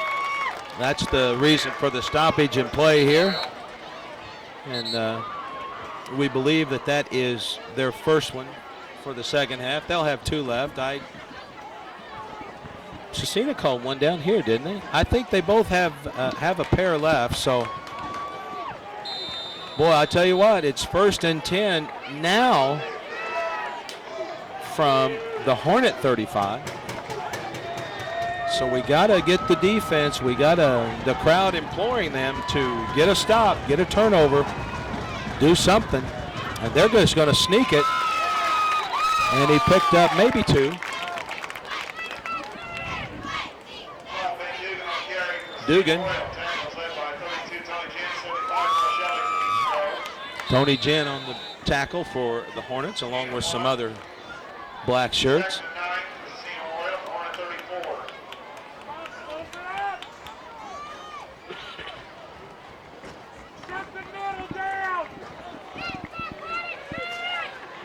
Snyder went in. He's right on the nose. Old Snyder is. He's a good kid, good ball player. Kind of a little, almost a counter tray look for Stark, Pat Stark. Been the main ball carrier for Scecina tonight. Snyder on the tackle, goes in and gets the play. Spitz and Decker come out for a breather.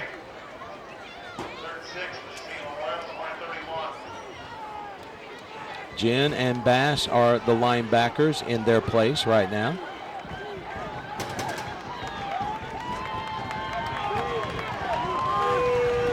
Boy, the play clock is down to 2. They got it off. They're going to try student body left. Cuts back. And he's going to be short.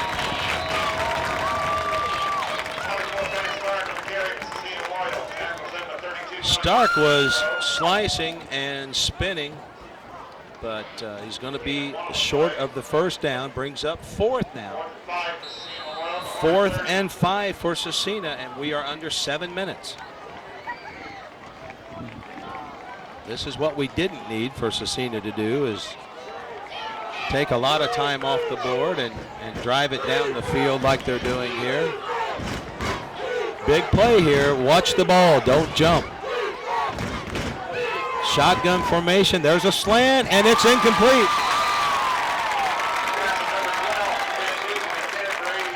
Dugan's pass attempt to Parsons a little bit high. Coverage provided there by Akbar. Oh, Ronnie there. He's 5'7", 165-pounder for Beech Grove. Good coverage now. Offense. Let's hang on to it. March it down the field. We can tie it up. A touchdown and a 2-point conversion will tie this game. We've got 70 yards and 6.5 minutes to do that. Plenty of time. Scecina jumped but didn't go across the line. Another good catch over there on the far side by Kirby Crook.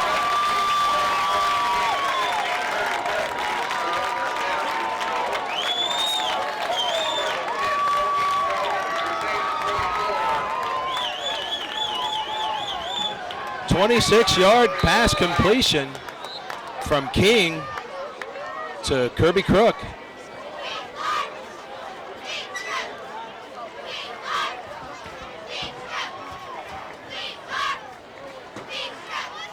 Cruz on the carry, picks up about, looks like 5. We'll see where the sticks are. It's going to be close, maybe 4. Probably a gain of 4. Another good catch by Kirby Crook. He's a good kid.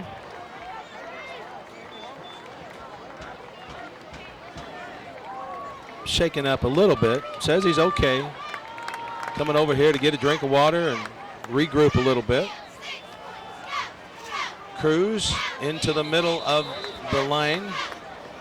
And 68 I see on bottom. No, it must not have been 68. 66 maybe. No, it is 68. I just don't know who that is. Not on the program.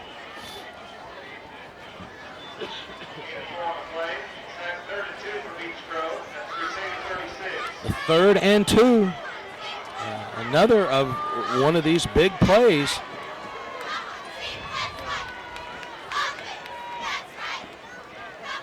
Cruz is going to be close. They're going to measure, I think. Boy, that's right on the stick, isn't it, Bill? I'll tell you. They're going to bring the sticks in because that is real, real close.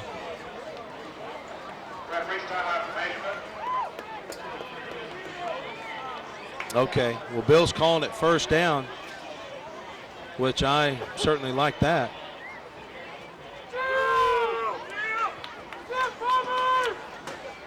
Here's the chain game. Old Jim Farmer out there. And it is short. Short, just maybe by the nose, counting the strike of the football. So Beech Grove comes out slot left. Split backfield, and check that. It's just Cruz in the backfield. They've kind of put Garcia out as like a little flanker type thing. Boy, I'll tell you what. Jordan King's going to get the first down, but I'll tell you what, when he started, he got hit by somebody in yellow, and that was kind of shaky there. But Jordan with a very good extra second effort got the first down for the Hornets. 1st and 10 from Scecina's 33-yard line now. Hornets slot left, split backfield. Gonna throw, going deep. And that was tipped. King attempted to go to Zach Ford. It was tipped and broken up by Jared Parsons for Scecina. Pretty good coverage. A little bit longer, that might have been a different story, but if. 4:20. Clock has now stopped with the incompletion. We have 15-7 in favor of Scecina. 2nd and 10 for Beech Grove. Cruz gets the handoff, scampers up the middle for about 7. We'll call it 7, and we'll get it officially here in a second. Well, no, it may be a first down. Nope, just short of the first down.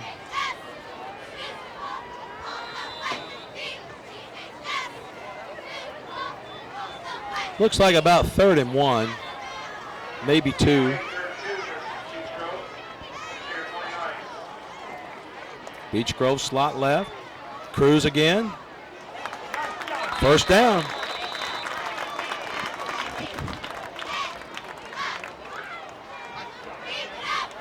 That wasn't Cruz. Joey Garcia. Number 30, Joey Garcia on the carry. He got the first down. Now, Joey can run the ball. 5'8", 185-pounder. He's a strong kid. Oh, Joey is a strong kid. This is what Beech Grove needs. They need one of these long drives, and that's what we need here to eat this clock down to where we don't give Scecina much time. But in the meantime, we got to get in the end zone and get a 2-point conversion as a footnote. Keene cuts it back. He is real close. I would say he's on the 1 or 2 yard line. Nice run by Jordan Keene. He got the corner coming around the left side and immediately planted and cut back. Down at the 4 yard line. So it is 1st and goal for the Hornets. Clock is moving. Closing in on the 3-minute mark. No turnovers, please. Slot left are the Hornets. Cruz, maybe? I couldn't tell. Maybe it was a fake and King kept it. Jordan King kept it. I don't know if he... Game 1. He got 1, Nantel said, so... Unofficially, both teams have 2 timeouts remaining. 2.5 minutes left in the ball game. 15-7 in favor of Scecina.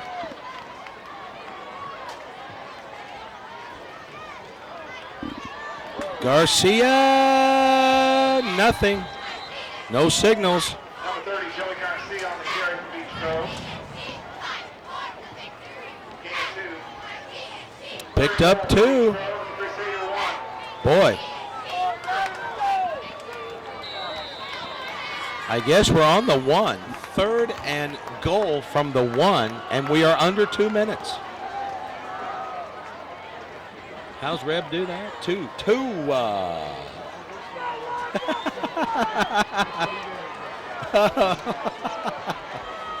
Dog in the Rebel tonight. Beech Grove in the end zone. Your Hornets are in the end zone. Now the all-important point after. It is 15-13. A minute 42 left. Trying to figure out who that was. It was Cruz. And as would be suspected or expected, Beech Grove will take a timeout. So that's their second. And they're going to talk about it, rightfully so here. Huge play. The ball in high school is placed at the 3-yard line on point after touchdown. So whether it's a kick or a run, it's still at the 3. So huge play here. Minute 42 to go. Score, Scecina 15, Beech Grove right now at 13. But they have a point after touchdown attempt coming up here. See Mary Lee down there in the crowd. Very beautiful girl. I'm so lucky. Tomorrow we're all going to Anderson to watch DePaul play. Our oldest son, Cody Crook, is at DePaul playing football.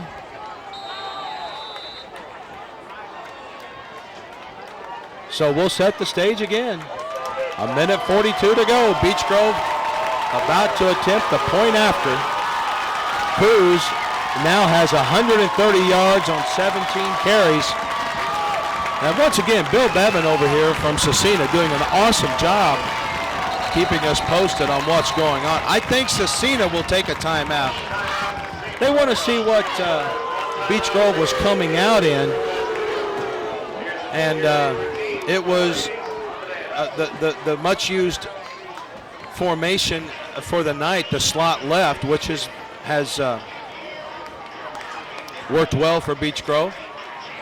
And but they wanted to see what it was going to be. They did. They took a look. Now they took a timeout. I think both teams probably have one left.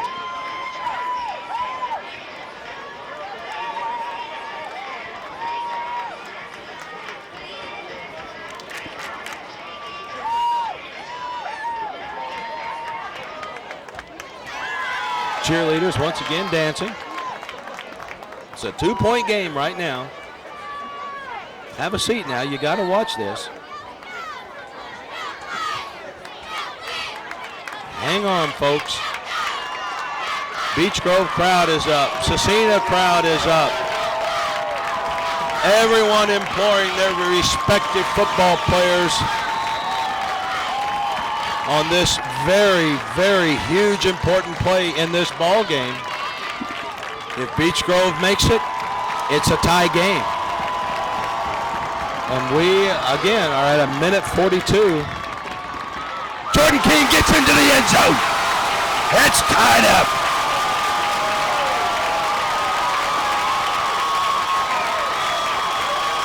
Take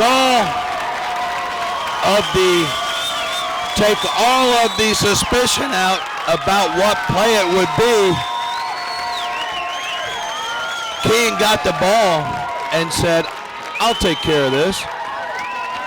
And a lot of credit goes to the guys up front. Brinkley, big old 77 there. 6 feet tall, 274-pound senior. Had to sit out last year due to injuries. He's licking his chops now. Decker was up front on that play. Dan's, I don't think I've mentioned Dan's name tonight. He hasn't had a holding penalty, so such is the life of an offensive lineman. I know, I did that too. The scoring drive there was 12 plays, took 4 minutes and 50 seconds off the clock, and a total of 70 yards. And again, Bill Bevan from Scecina, who also is the Pacers official scorer, just doing a remarkable job keeping us abreast of what's going on and yardage and this and that and passing and rushing and all that. A sparkling job by Bill, who's an old South Side guy too now. We may claim Bill here, I don't know. And we've got a flag.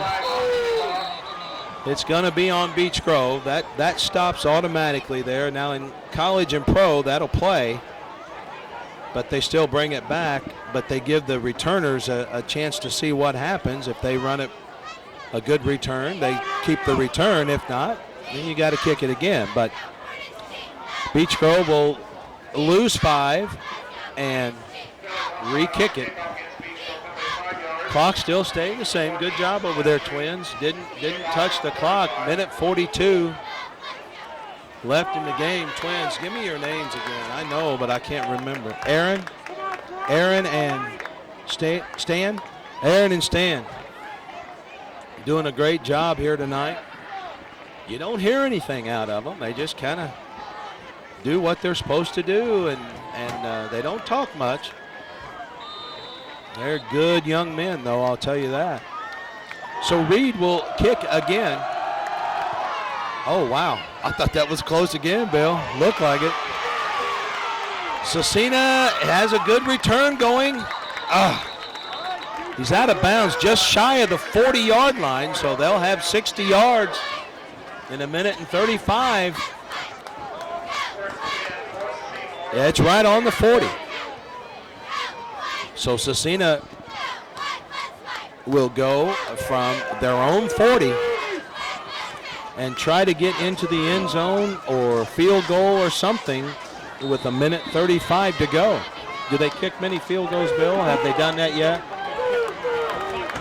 The soccer player is their kicker, and he's a pretty good kicker, so says Bill. So we got to keep him away from his range. Scecina trying to set that screen up. Oh, they've got a lot of green. I don't like this. They picked up about 12 on the play. The clock stops. That's the bad part. They set that up well. That's what they were trying to do, as I remember, right before half. Well, they gained 11. That was Stark again. Clock is running.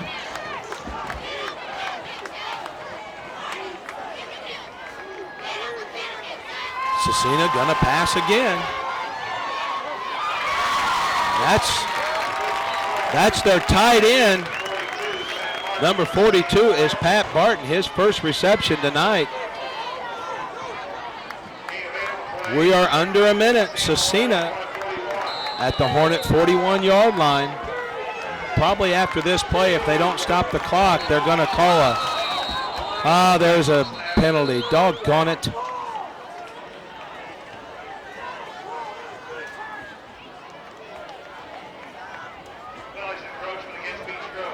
It's against Beech Grove. I thought it would have been. The blitz was a little bit early, just a hair.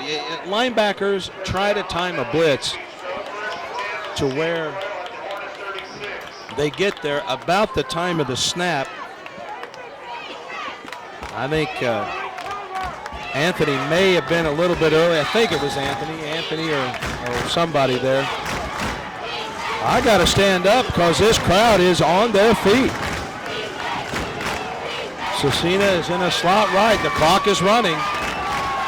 Back to pass again. They're going deep, and it's out of bounds.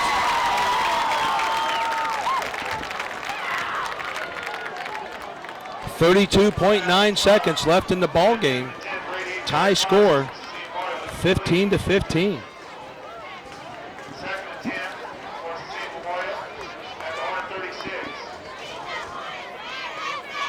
I would say that Scecina probably would need to get another 15 yards at least to be in field goal range. Play clock is running. Down to 10. Scecina slot left. Another blitz, but they picked it up that time.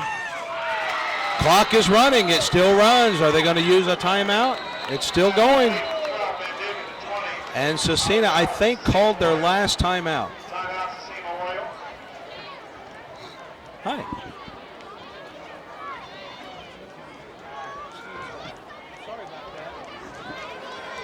Wanted me to page someone, but I'm not doing that part. Steve is, and he'll be glad to do that.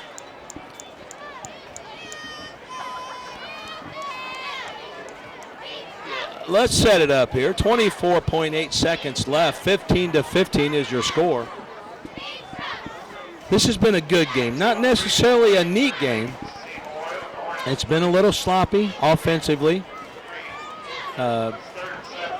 Beech Grove's defense has played well tonight. There have been some big plays on offense, some nice catches. Nice pitch and catches by the Hornets. So there have been some nice plays, and I'm not trying to ignore those. They're good plays. It's just that it hasn't been a real sharp night. Injuries will have that effect on teams. Scecina lost their quarterback right before the half to an injury. So it is 24.8 seconds, 15-15. Scecina, wing left. And they're going to try student body left. Don't let him get a first. And they didn't. The clock is running. The clock is running. No, the clock did not stop. Good job. They're going to try to get it set. Oh, I don't know if they're going to. 2-1. That's it. Oh, there's flags. Hang on. Hang on, there's flags. We got to see it. It's surely against Scecina moving, I'm sure. They were trying to get guys in and out and so on and so forth. Now the officials are going to conference. There's zeros on the clock. That's it. Hornet players are happy.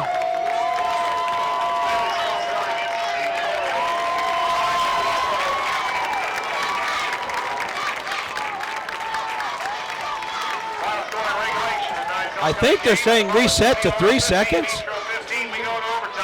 Oh, 3-minute break. Okay, Bill. They're going to put 3 minutes on the clock for a 3-minute timeout. That's right. I thought they were trying to say 3 seconds left. But Scecina was out of timeouts. So they couldn't have stopped it unless they killed it with a snap and throwing it right into the ground. So 3-minute break here. We're going to stay right here with you. We never have commercials anyway, so I don't know what I'm saying, but we're going to stay right here. Sounds good.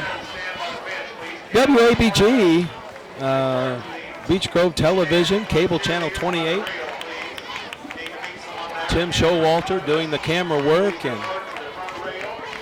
all that stuff, and does the editing, does all kinds of things that it enables us to do these telecasts. And I'll tell you what, I really hope you enjoy it. This, as I've mentioned many times before, is all about the kids, and they deserve the recognition. And a night like tonight is a great night. The only thing that'd make it better if it was a lot colder, but anyway, 15-15, and we're going to play overtime. Each team has one timeout. They don't carry over. And either you score a touchdown, an extra point, or you score a field goal.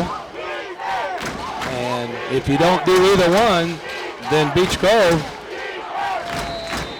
can try a couple of plays. If they don't get it, they can attempt a field goal. The longest it would be about a, 27-yarder or so. Stark gets the handoff. I don't like this. Goes down to about the 3, it looks like.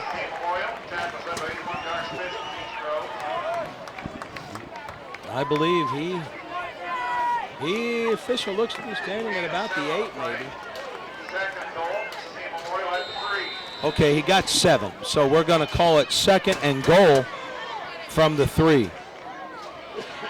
Come on, defense. You've made a lot of big plays tonight. Keep it up. Keep him out of that end zone. Play him inside, Ronnie. Take that inside away.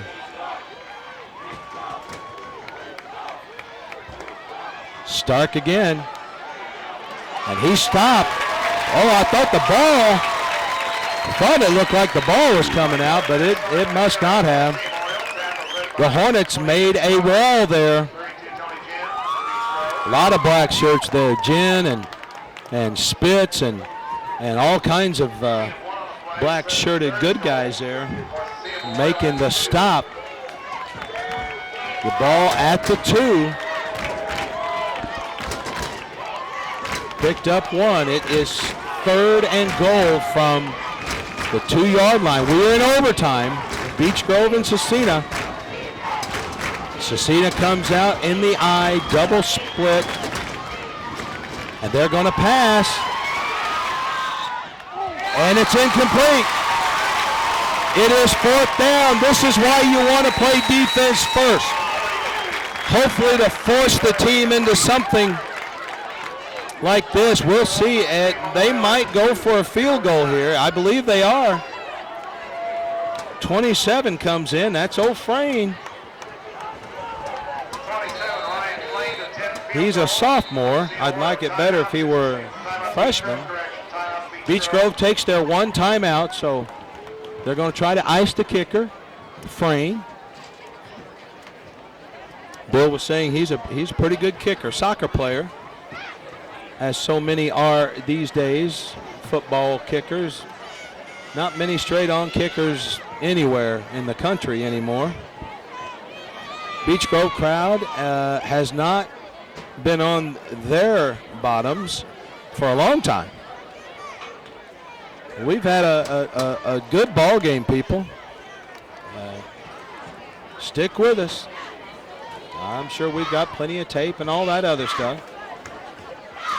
Tim Showalter running the cameras, and will do all the editing and producing and directing and all that stuff, and does it all the time. Does a great job. So Beech Grove, one more stop.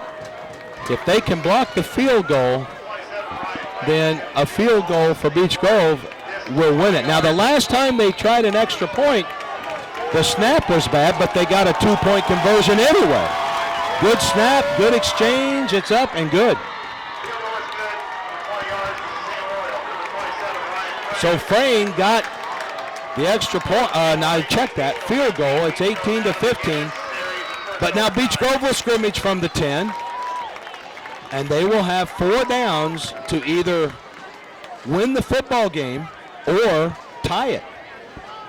So hopefully it'll be the first one there. They can get the win. Beech Grove, again, 2-1. Scecina, 1-2. A game that, much like we expected, just a tight ball game.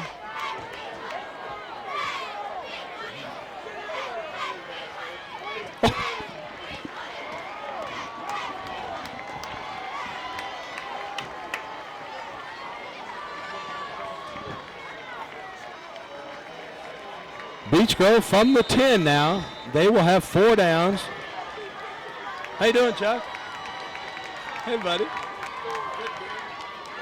Jordan King is trying to get the corner. He's got it. Game over. Game is over.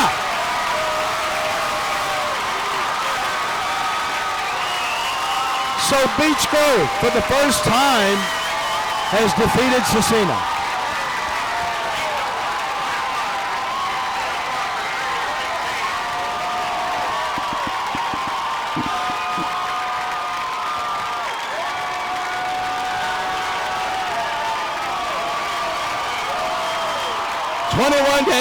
Is the final. There's no reason to have the extra point. It doesn't matter. Beech Grove just won the football game, and they won it in overtime, 21-18. I don't know how long we'll have here. Tim, let me know if we need to cut it short or if we can here in just a few minutes, maybe we can stay on long enough to watch these kids. They get real excited and run over here in front of their fans and start singing, and they do the fight song. Here they come.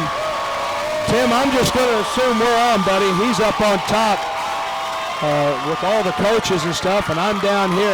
If we can just keep it here, man, it's just every time you see this, it just gives you chills. These kids, I'll tell you, have worked and worked. And we're going to get win number 3 tonight. So we're staying on it. All right, boys, do your thing. Start singing. Start celebrating.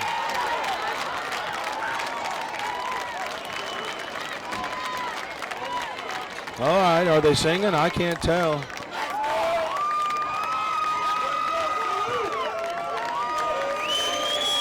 Here we go. Yeah, here we go. Now we're singing. All right. Tim, I hope we're on, buddy. I think we are. The crowd is clapping and singing and stomping and cheering and smiling, and as are all these kids. They're just ear to ear grinning down there. Now they'll let out with a big old yell here in a second. Deservedly so. And there you have it. Now they'll go meet as a winning, victorious team with their first win against Scecina. So, in what turned out to be the type of game we thought it would be, the final score in overtime, Beech Grove 21, Scecina 18. A lot of thanks before we sign off to Tim Showalter, who will do all the work now to get this edited and put on the air. Bill Bevan from Scecina doing the stats. Keeping totals for us. Great job, Bill. Thank you so much. I'm Wendell Cook. Until we are with you again, so long for now.